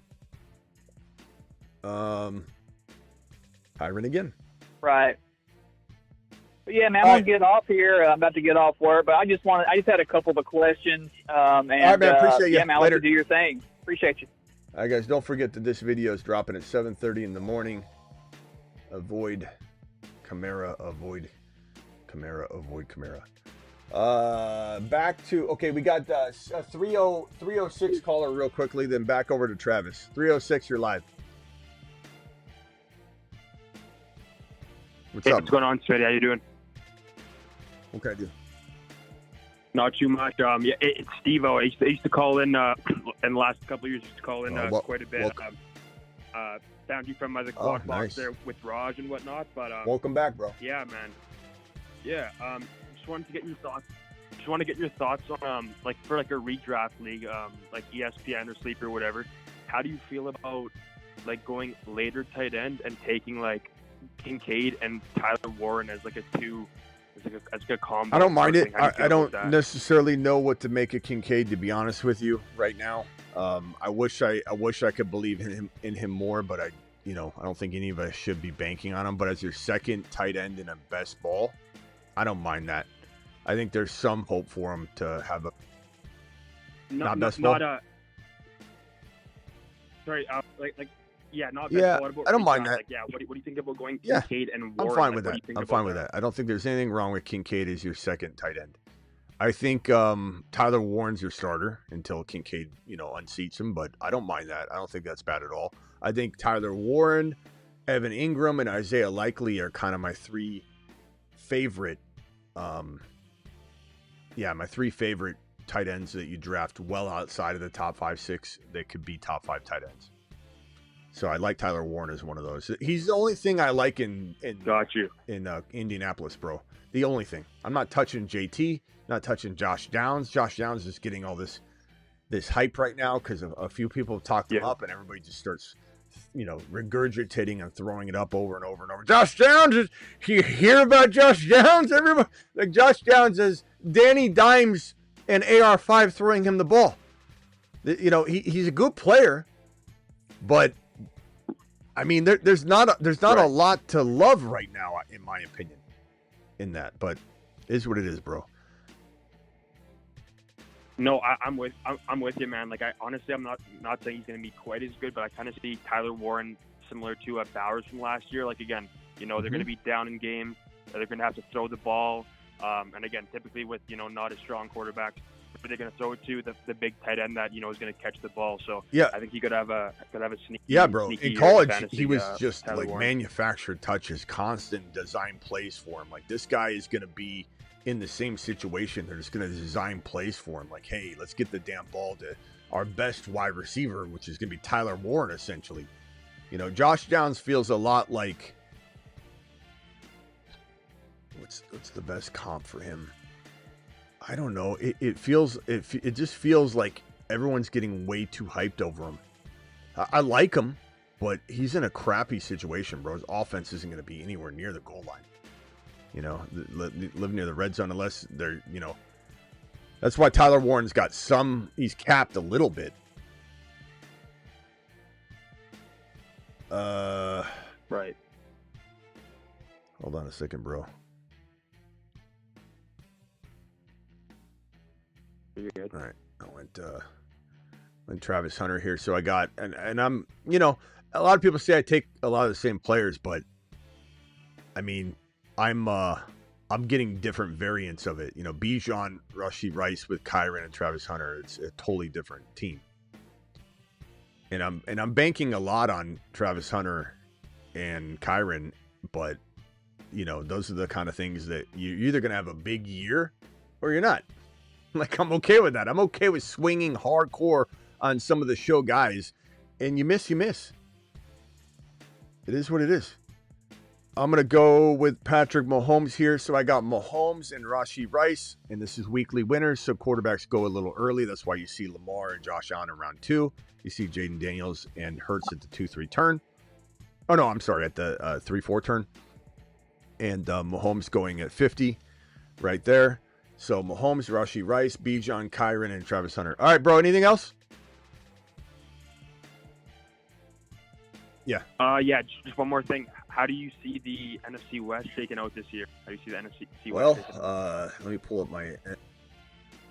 Like, if you had to rank the 4 teams for like. Yeah, I did a whole show on it. I have.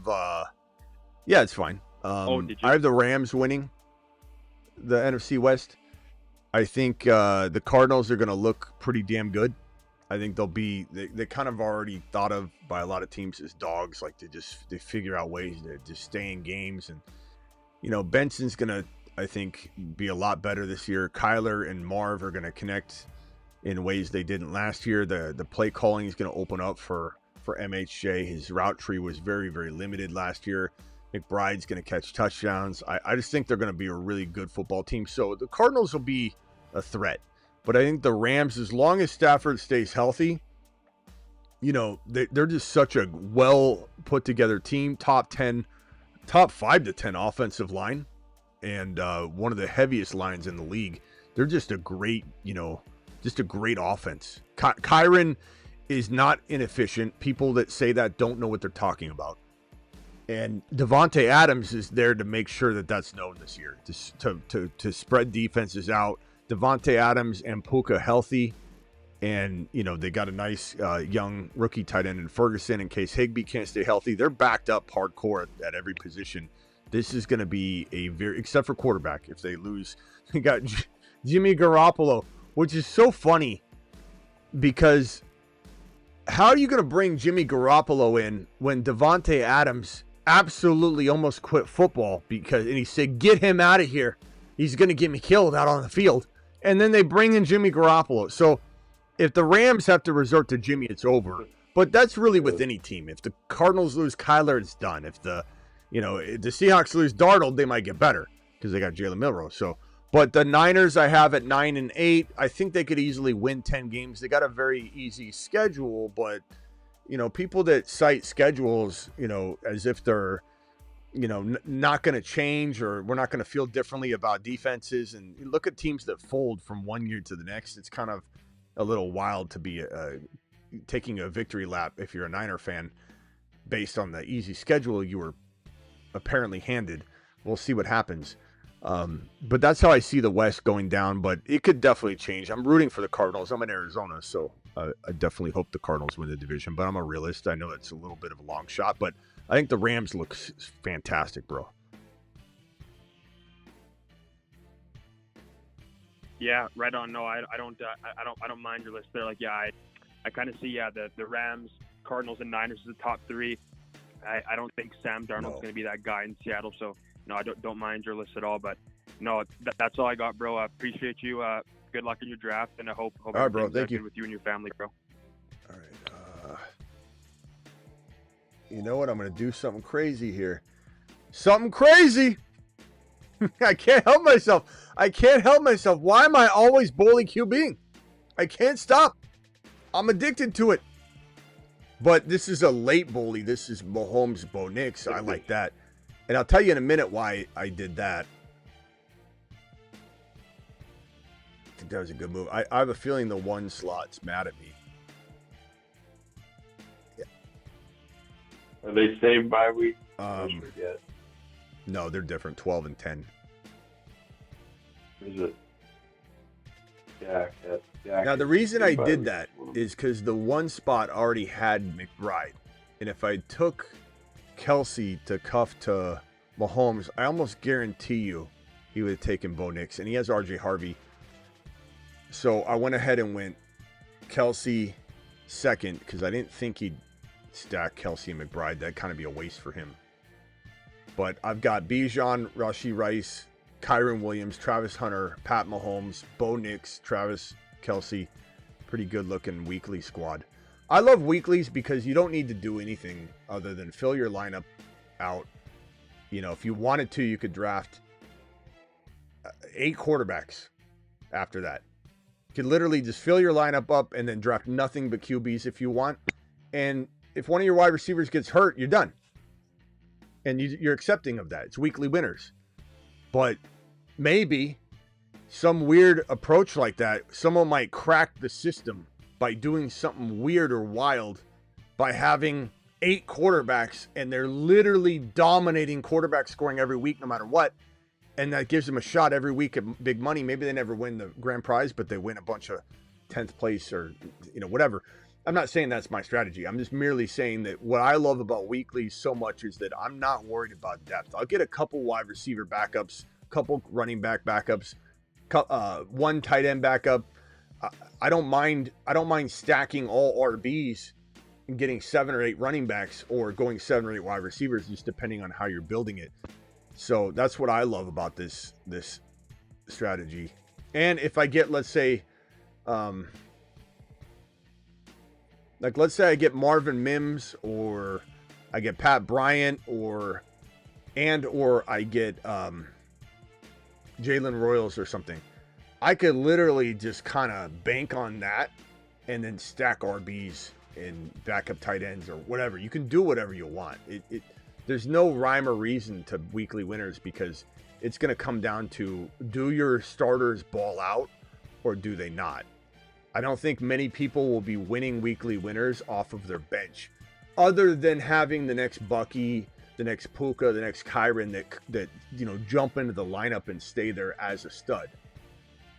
But a lot of the weekly winners, and we've had several weekly winners from our community, several, not 1 or 2. We've had, I think, 3 or 4, and they've given their lineups on the live show. They've called in and the lineups have been just monsters. They've been like their best, their best 3 wide receivers, their best 2 running backs, their best quarterback. It's been, the starters that they've drafted. I'm not saying it can't happen, like I said, with some sort of, deep call. That's kind of why I grabbed the RBs. I grabbed Garendos. I grabbed Jordan Masons. I grab as many of those home run hitting running backs as I can to fill the 2 RB spots and the flex spot.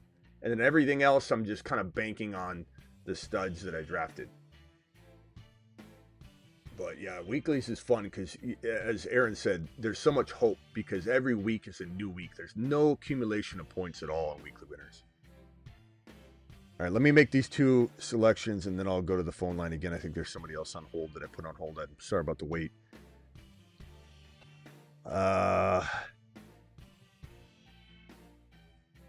I'm going to go Egbuka here. I don't have a third wide receiver yet. So we'll smash the Egbuka value. It's pretty good.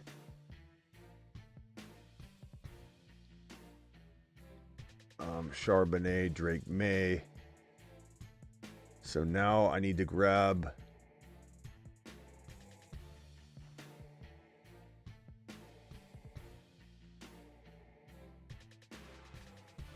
I'll grab Keon Coleman here, and then I feel pretty good at a wide receiver. I'm not saying I won't take another one, but I might smash hammer home RBs, or I don't know what I'm going to do yet. All right, let me go to the phone line. I'm talking to Red. Red, what's up, my boy? What's up? What's going on, brother? Not a whole lot. I'm just trying to figure out who we. Can I hear the Moon Man, please? Let me roll through them real quickly. The Jupiter Men. Jupiter is so Gibbs, large. 85. Every planet Neighbors, in the solar Genty, system Hunter, could fit inside Hendy, it. There are no Bucky, bigger monsters Harvey, than the Jupiter Lamb, Men. Jupiter.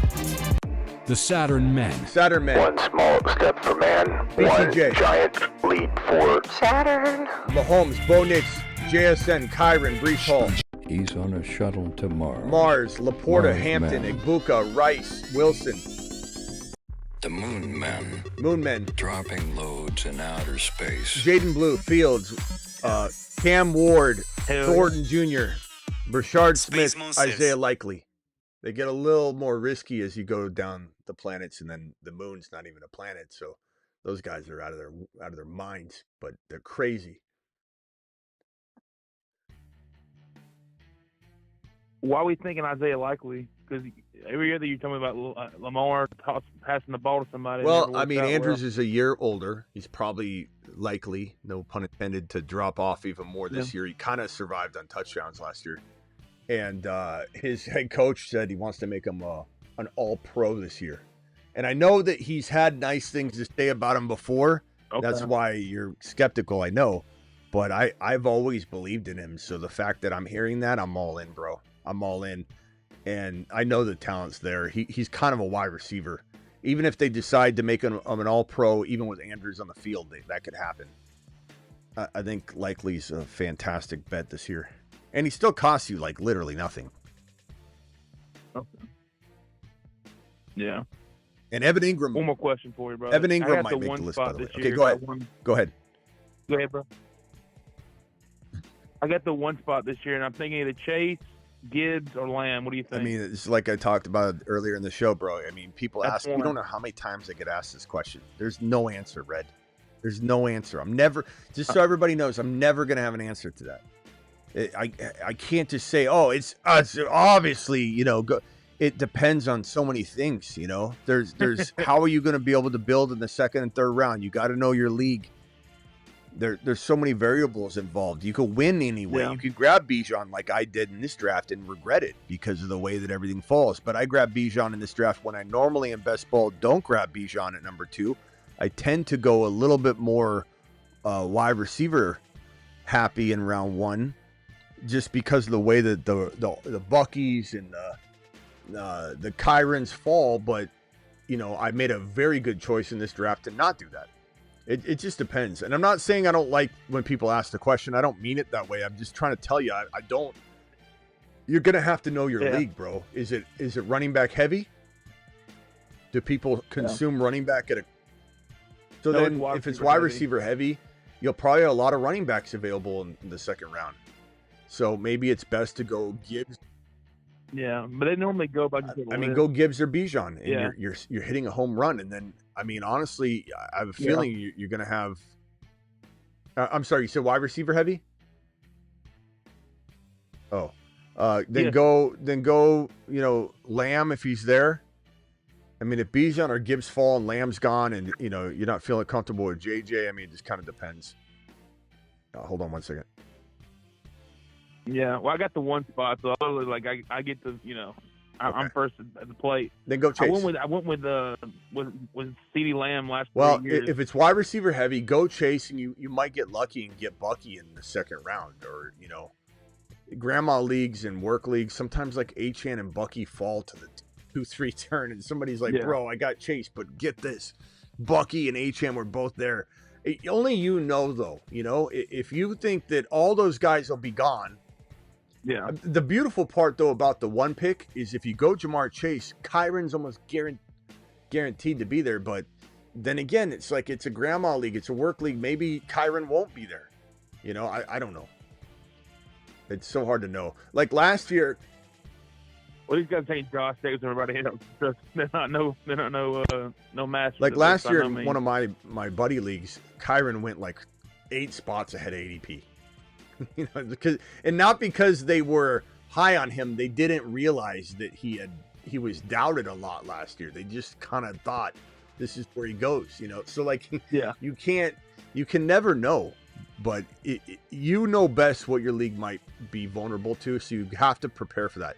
It's a critical decision to make at the 1, 2, 3, 4 pick in a draft, because you need to make sure you're plotting with the flow of draft as best as you can because everything's equal. What do I always tell you? When everything's equal, you lean toward position of need.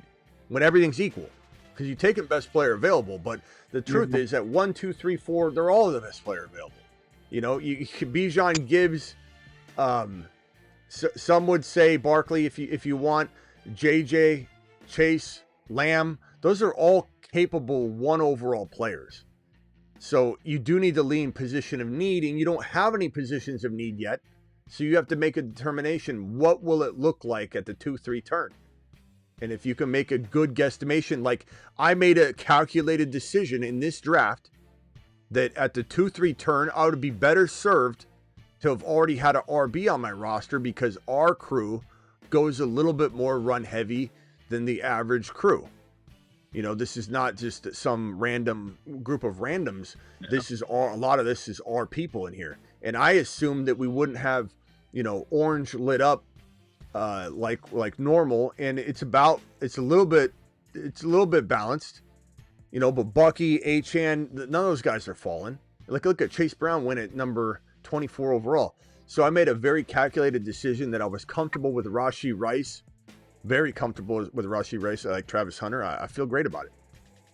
Had I gone, let's say, Lamb, I would have still been okay with Kyron and probably McBride and Kyron is probably would have went. That's still good. Still great. How do you feel about that rookie running back Hampton over there at the Chargers? You know, we talk about it every 4 minutes, Red. I love him. I just did a whole rookie running back breakdown just a few minutes ago. I love him. He's fantastic. Him, Harvey, and Hendy are all top, 10 potential players at the position at some point during the season. Just you have to be a little bit patient for it, because I think they're all coming out of a kind of a sharing situation, which is kind of unfortunate in a way, but it's also fortunate because they'll stay healthy. I'm just smashing RB here. I've got, real quickly, Red, hold on 1 second. I got Mahomes, I got Bo Nix. They're both different bye weeks. Not that it matters in weeklies anyway. I'm only going to draft 2 QBs. Well, let's see here. I might not. Bijan, Kyron, Ray Davis, Benson, Tootin, Rice, Travis Hunter, Igbuka, Keon Coleman, Travis Kelce.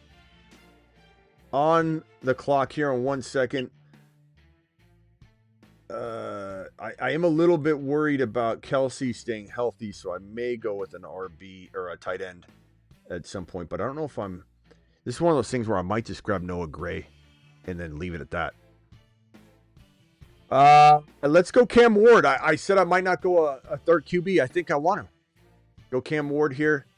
I'm not worried about bye weeks at all. So I got Mahomes, Bo Nix, Cam Ward, Bijan, Kyron, Ray Davis, Trey Benson, Tootin, Rashee Rice, Travis Hunter, Igbuka, Keon Coleman, Travis Kelce. Pretty damn good in a weekly winner contest. All right, Red, anything else? Then I got to let you go. Yeah, Hampton, go watch my Hampton video. If you scroll down on my YouTube main page, bro, the second or third section is rookie NFL 2025 rookies, NFL draft rookies. And just scroll through all of those, click on it, and it'll give you, there's literally like a video on every running back, every wide receiver. Go check it out. Yeah, all right. Okay, all right, later, bro. I appreciate it, man. You have a good one. All right, Scared Scott, final thoughts. Final scared thoughts. Final fears. Oh, I don't have any more fears tonight, Smitty. I'm all good. You still pissed off about Travis Hunter? Who's the guy you hate? I even forget who you hate that I like. That you think it's ridiculous. Is it Travis Hunter? No, no, Debo. That's right. I can't get behind Debo. What do you mean you can't get behind Debo? You can hide behind him really easy.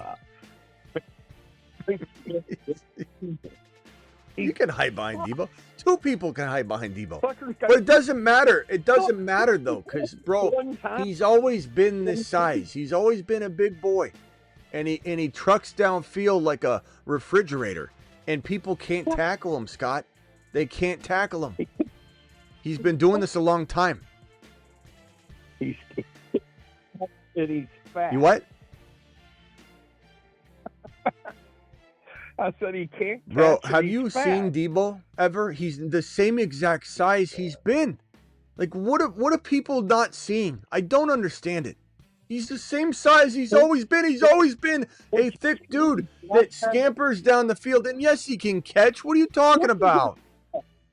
Do I have to pull?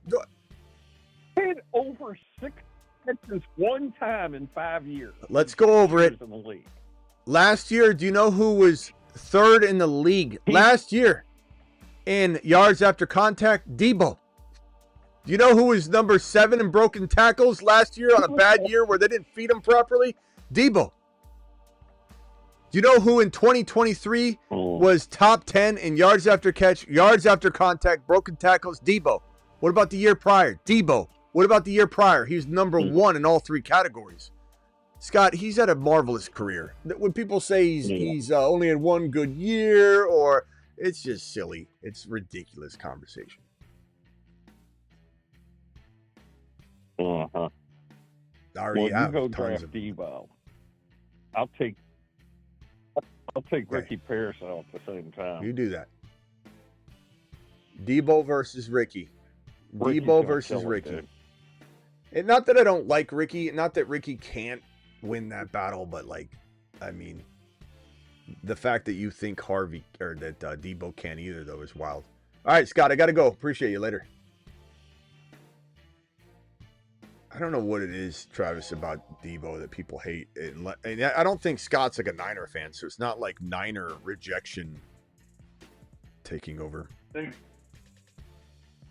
think it's because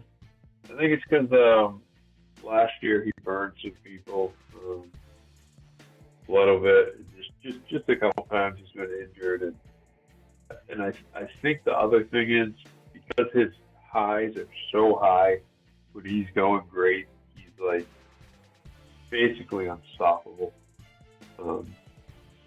People get let down when they don't get that on a 100% basis. Because, there has been some inconsistencies, I guess you could call it. But, I mean, if you look at his stats throughout the years, you got to look at yards from scrimmage. Don't look at just individually receiving yards, because he does so much more with the ball. Yeah, but it's crazy when you look at Debo's profile. Like, it's remarkable. 2019, he was number 5 in yards after catch. 2019, he was 6 in yards after contact, number 4 in broken tackles. His whole career, only 2 years was he not in the top 10 in every single one of these columns. It's insane. It was, 2024, he's 30 in yards after catch. 2020, he's 14 in yards after catch. But, I mean, he's one of the better yak yards after contact players that we've seen in decades. And yet he gets no credit. And then people also don't look at it like he's been limited. You know, they limit him. They don't. They just don't. Yeah, he also led the league in average yards per catch, 18.2 in this 2021 season when he was just unreal. But yeah, that's another good point, is that those numbers don't show up in the traditional stats. So people are looking at the stats or the fantasy rankings, and they don't understand what's going on. John sent a super chat. John, you still there, bro? Oh yeah, he is. John, I'm sorry, bro. Yeah. John, I apologize for the wait on this one, bro.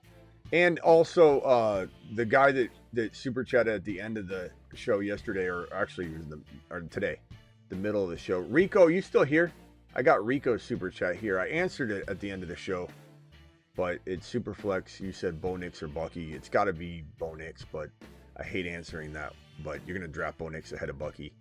Unless you can get crafty like Fields and Dak at quarterback, then I'm taking Bucky. But assuming that this is you need a quarterback, he's at least your number one or whatever, you got to kind of take this trade. Rico, hopefully you're watching right now. I appreciate you, my boy.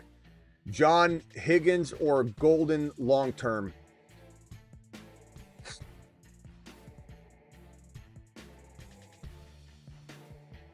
God, that's a really tough. The problem is Jaden Higgins can never be the number one for his team.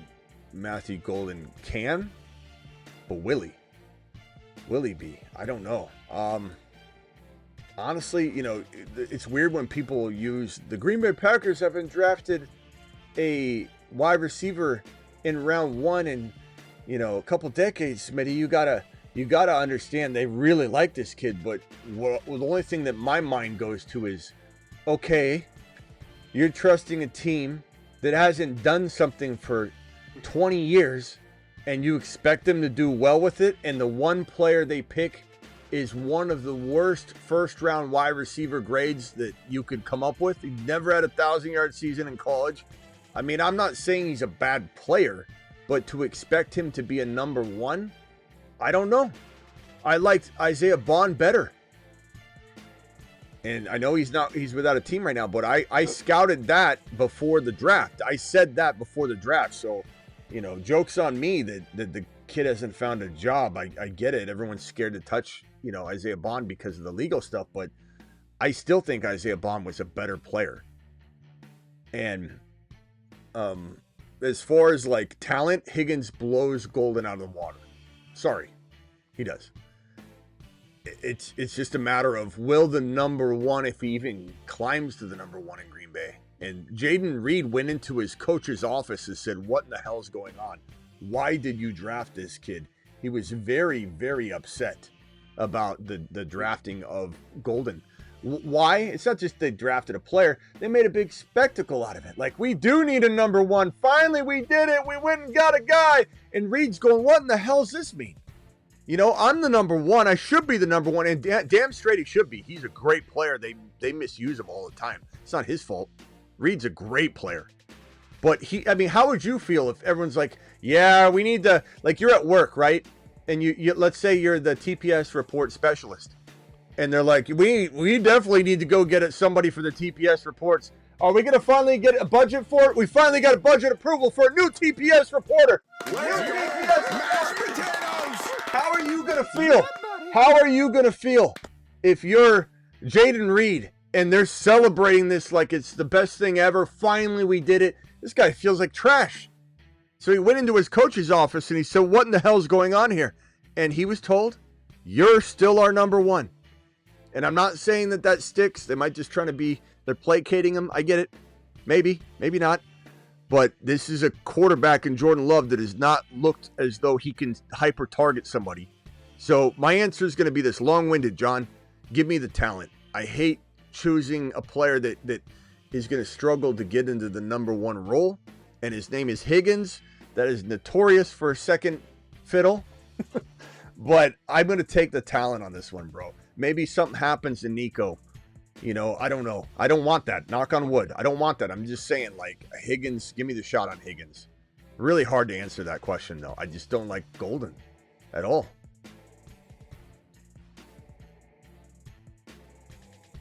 Yeah, I like. I'd go Higgins too, and then another thing that kind of strikes me as odd, and I get he was a later round pick.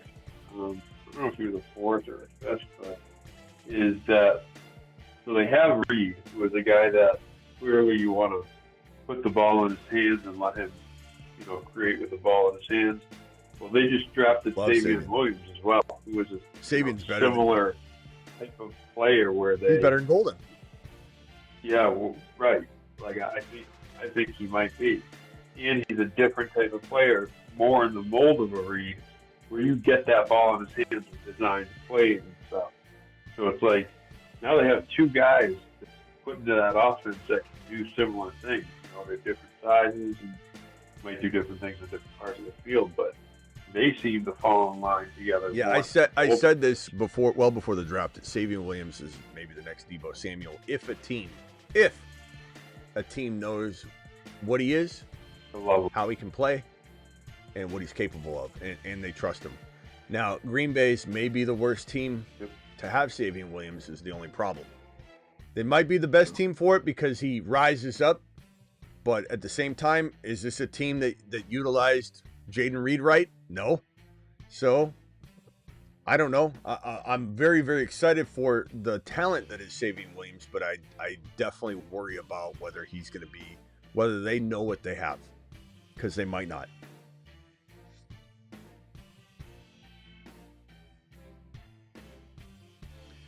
Love Savion Williams. On the clock here, I think I'm going to make a weird move here. I only have Noah Gray and Kelsey. Do you think that in weeklies that's okay, right? Because one of them is going to, I'm not worried about a bye week or anything. I think I might go Joe Milton instead of do I go Fannin Jr. and swing for the fences at tight end, or do I go Joe Milton and swing for another quarterback? How many QBs you got? I got Mahomes, Bo Nix, and Cam Ward. For some reason, I think Milton's. I'd probably go position player, but if you got a gut feeling, I always say it. I'm going to go Joe Milton here because it's different and something different can win. I just have a feeling that Joe Milton's going to just go crazy at some point. I hate to say that because I like Dak. I think Dak has a good year, but Joe Milton's special. He is so special. This is the future eventually, I'm telling you. What? I see it. Joe Milton. What was Dak's injury? Was it a knee injury? Dak's injury was I'm blanking too for some reason. I don't know why I'm drawing a blank. It was a hamstring. That's right, hamstring. Which is, Okay, but it was pretty serious. About it. Serious. Did he tear it? Yeah, he's always banged up. That's he's right. Always banged up. And so Milton's gonna do it. So he's gonna start the season. He'll be healthy, but not that he's a really mobile guy, but his mobility is going to be limited to start the year.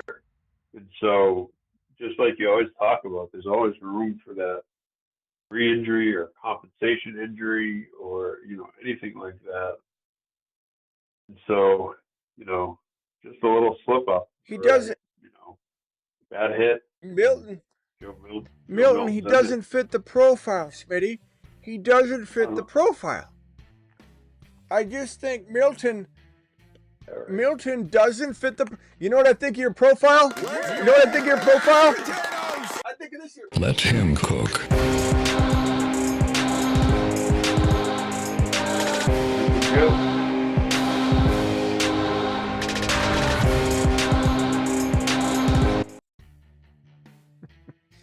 Your profile, you can roll it up real nice and tight. Love Milton. Love Milton. Just can't stop. Yeah, and Superflex can't stop drafting him. Dynasty can't stop picking him up if he's ever available. I love more than anything people don't like him. They're mad. They're mad about it. They didn't see it coming. They didn't pick him up. They already. Yeah. This is what happens. 80% of all haters about a player is this right here. Ready? Hey, what do you think about Joe Milton? And then they don't really know what to say, so they're like, I know. And then all of a sudden something good comes out about him. But I've already got an X on the board. I have to stick with it. I'm going to put another one as no. But then something else great comes out. But I've got an X on the board already. I've got to exit again. It's double down Donnie. Is what you're doing. It's 80% at least of why people don't come around on players, because they've already put a receipt out there. They've already talked trash, even if no one else knows they did it, like they did it in another community or something. They just feel bad about themselves by switching and going, okay, I like them. I think when somebody like for example, all this Downs love right now, I think when people they think they're the first to it in a community. Oh, I heard about Downs over here, so I'm going to come into this community and be like, you hear Downs is going to be pretty good. And it's repeating what they heard on Downs. Downs is going to be good. Why? Because another couple people, they look at his target profile and they're like, oh, Downs looks fantastic. You know what also needs to be used? Your eyeballs. What also needs to be used is target profile and his route tree and his routes run last year and his consistency and all these different factors that are important when push comes to shove are out the window when you're handing the man Danny Dimes and AR5, who's already proven not to do much with him. This is what he's got.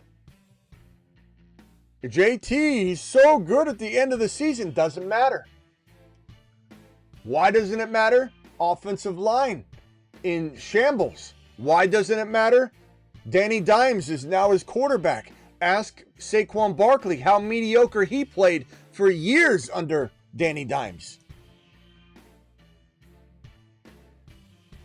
All right, Travis, anything else?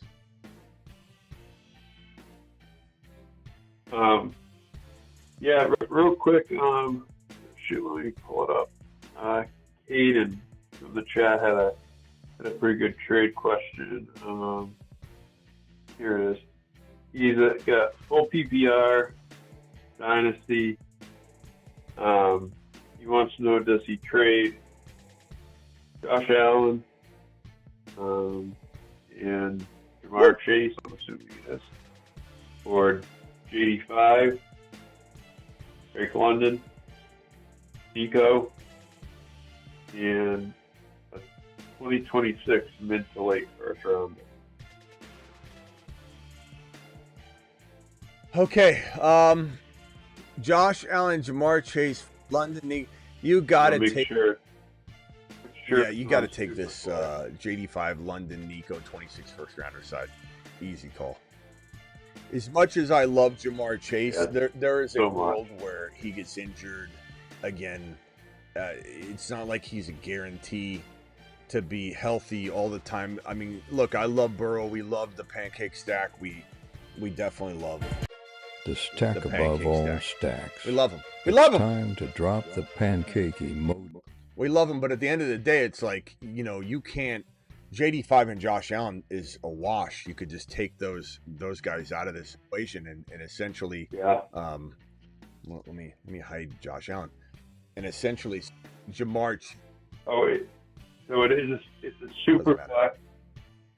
It has Drake May as well. It's a QB for QB swap. So Jamar Chase for London, Nico in a first. I mean, you can't pass up on these two wide receivers that any one season, one could outscore Jamar Chase. I'm not saying you bank on that, you draft that way, but this is a smash. And then if you flip this first rounder, you could technically speaking flip the first rounder and one of the wide receivers and get Jamar Chase right back.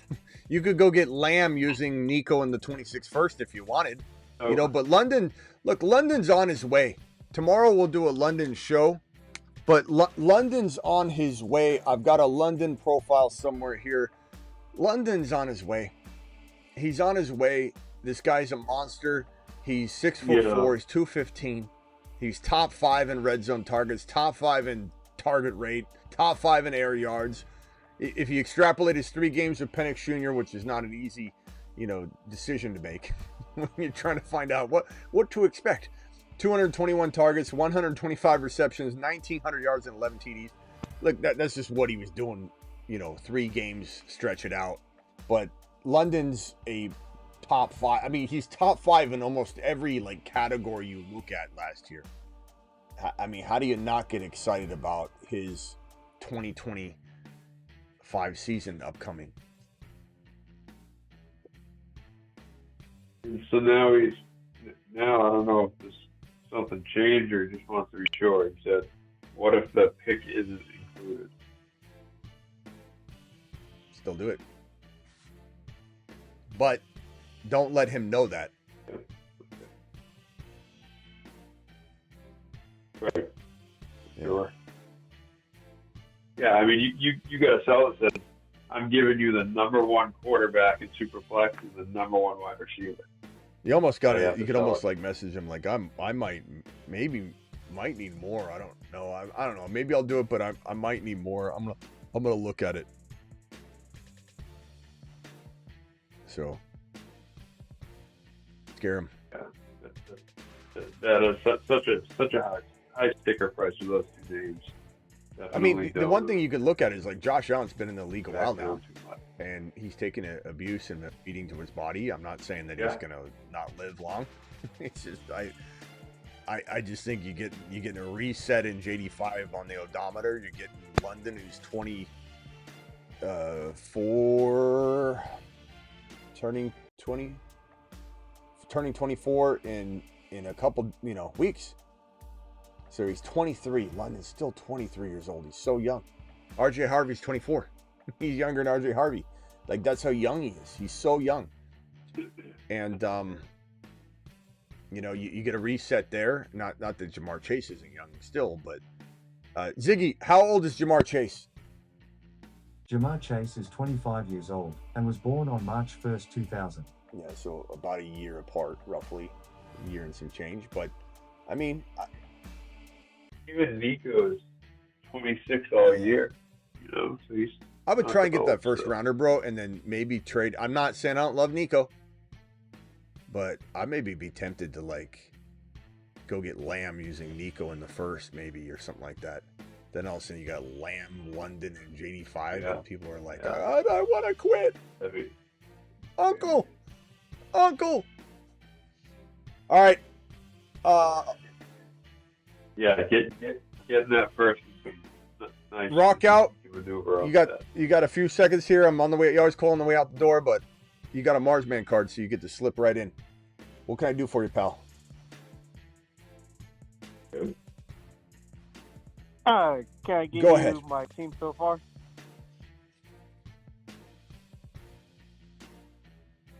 All right.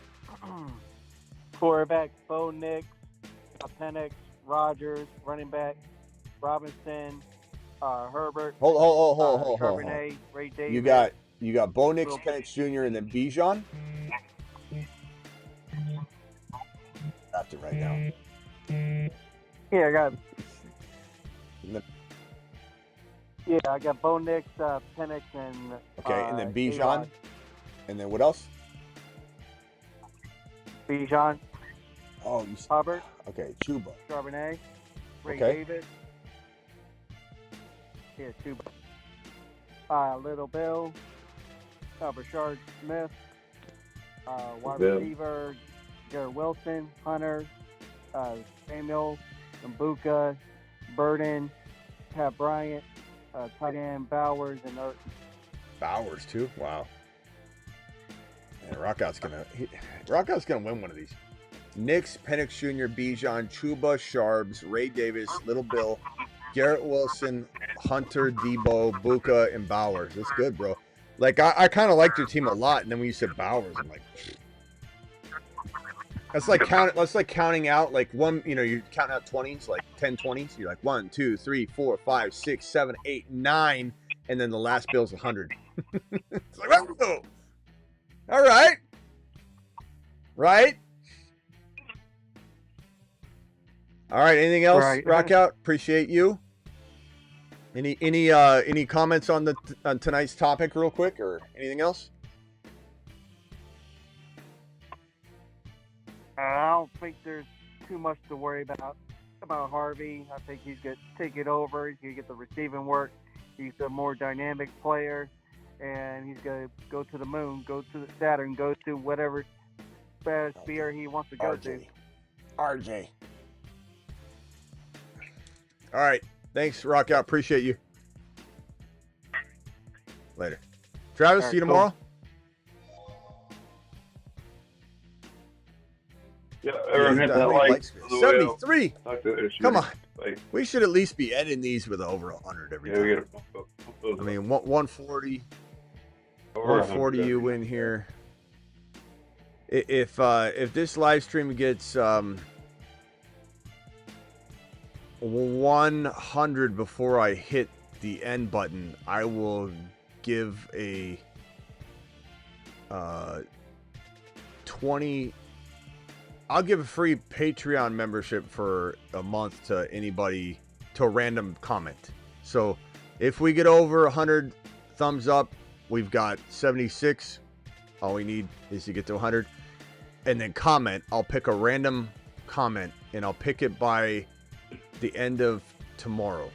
Like right at the end of tomorrow. I'll go in there so you don't have to do it. You don't have to worry about it. You didn't get it in on time for watching a replay. But if we get to 100 likes, we're almost at 80 here, so there's 20 more. I will pick a random comment and give away a Patreon membership. And I'll start doing that once in a while. All right. Anything else? To be able to get that done in 5 minutes. Yeah. There's enough people out there. All right. See you later, Travis. Later.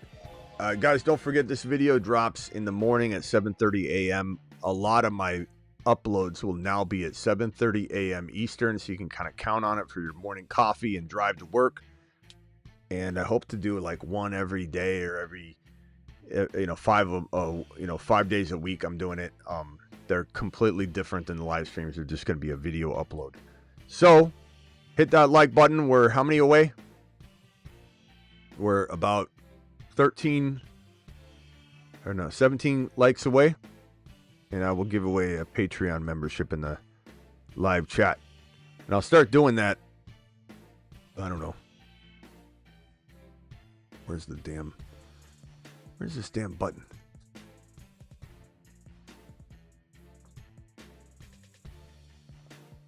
Where's my... Oh, here it is. I'll start doing that maybe every show. I don't know. Or give away the fantasyfootballshow.com membership. 15 more likes by the end of the show, and we'll be giving it away. Let's see what we got. A couple voicemails here. Play these. Oh, one from Gump. This is new from Gump. Hey, Smitty. This is Gump again. I just wanted to say one thing. Who's more at fault of us not going to the Super Bowl last year? Is it Ben Weasel or Goff? I would have to say it was Ben Weasel. See what I'm talking about? Happy 4th of July, everybody. I told you I knew what I was talking about. Hey, how you doing, Smitty Dog? This is your Gumpster, Captain Forrest Gump, United States of America. That's my bull ride name, Captain Forrest Gump, United States of America. That's what they announced me at the rodeo. But I want to say, this is my last load, boys. I'm gonna grab. Hey, how you doing, Smitty Dogs? This is your Gumpster. My Gumpster. My Gumpster, he says. Listen to this guy. Hey, how you doing, Smitty Dogs? 9 more likes. This is your Gumpster, Captain Forrest Gump, United States of... Jeez, man. Jeez. No, you're right, Smitty. Birdie sucks. You're right. I saw it the other day. I watched the old shows, but that Purdy sucks. 10 more likes. So I'm on your side on that one. 10 more likes. We got 140 in here. 10 more likes, and I'm giving away a Patreon member. Oh, Purdy. It's Celtics were up by 11, just like I thought they would. Yeah, in the third, 6:59. Hey, Smitty, this is Gump again. I just wanted to say one thing. Who's more at fault of us not going to the Super Bowl last year? Is it Ben Weasel or Goff? I would have to say it was Ben Weasel. See what I'm talking about? Happy 4th of July, everybody. See, I told you I knew what I was talking about. Jeez. What a guy. Gump, I don't know where you've been the last handful of days, but we could use a little Gump action on the next live stream. So, Gump, he is using one of those, like, his voice is too soft on those voicemails. A little uncomfortable. It's like he's whispering. I hate when he whispers to me. But anyway, we need Gump back on the show. Gump, call him tomorrow. We could use a little Gump action on the phone line.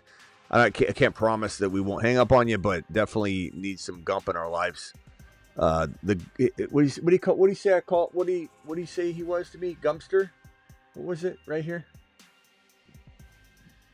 Hey, how you doing, Smitty Dog?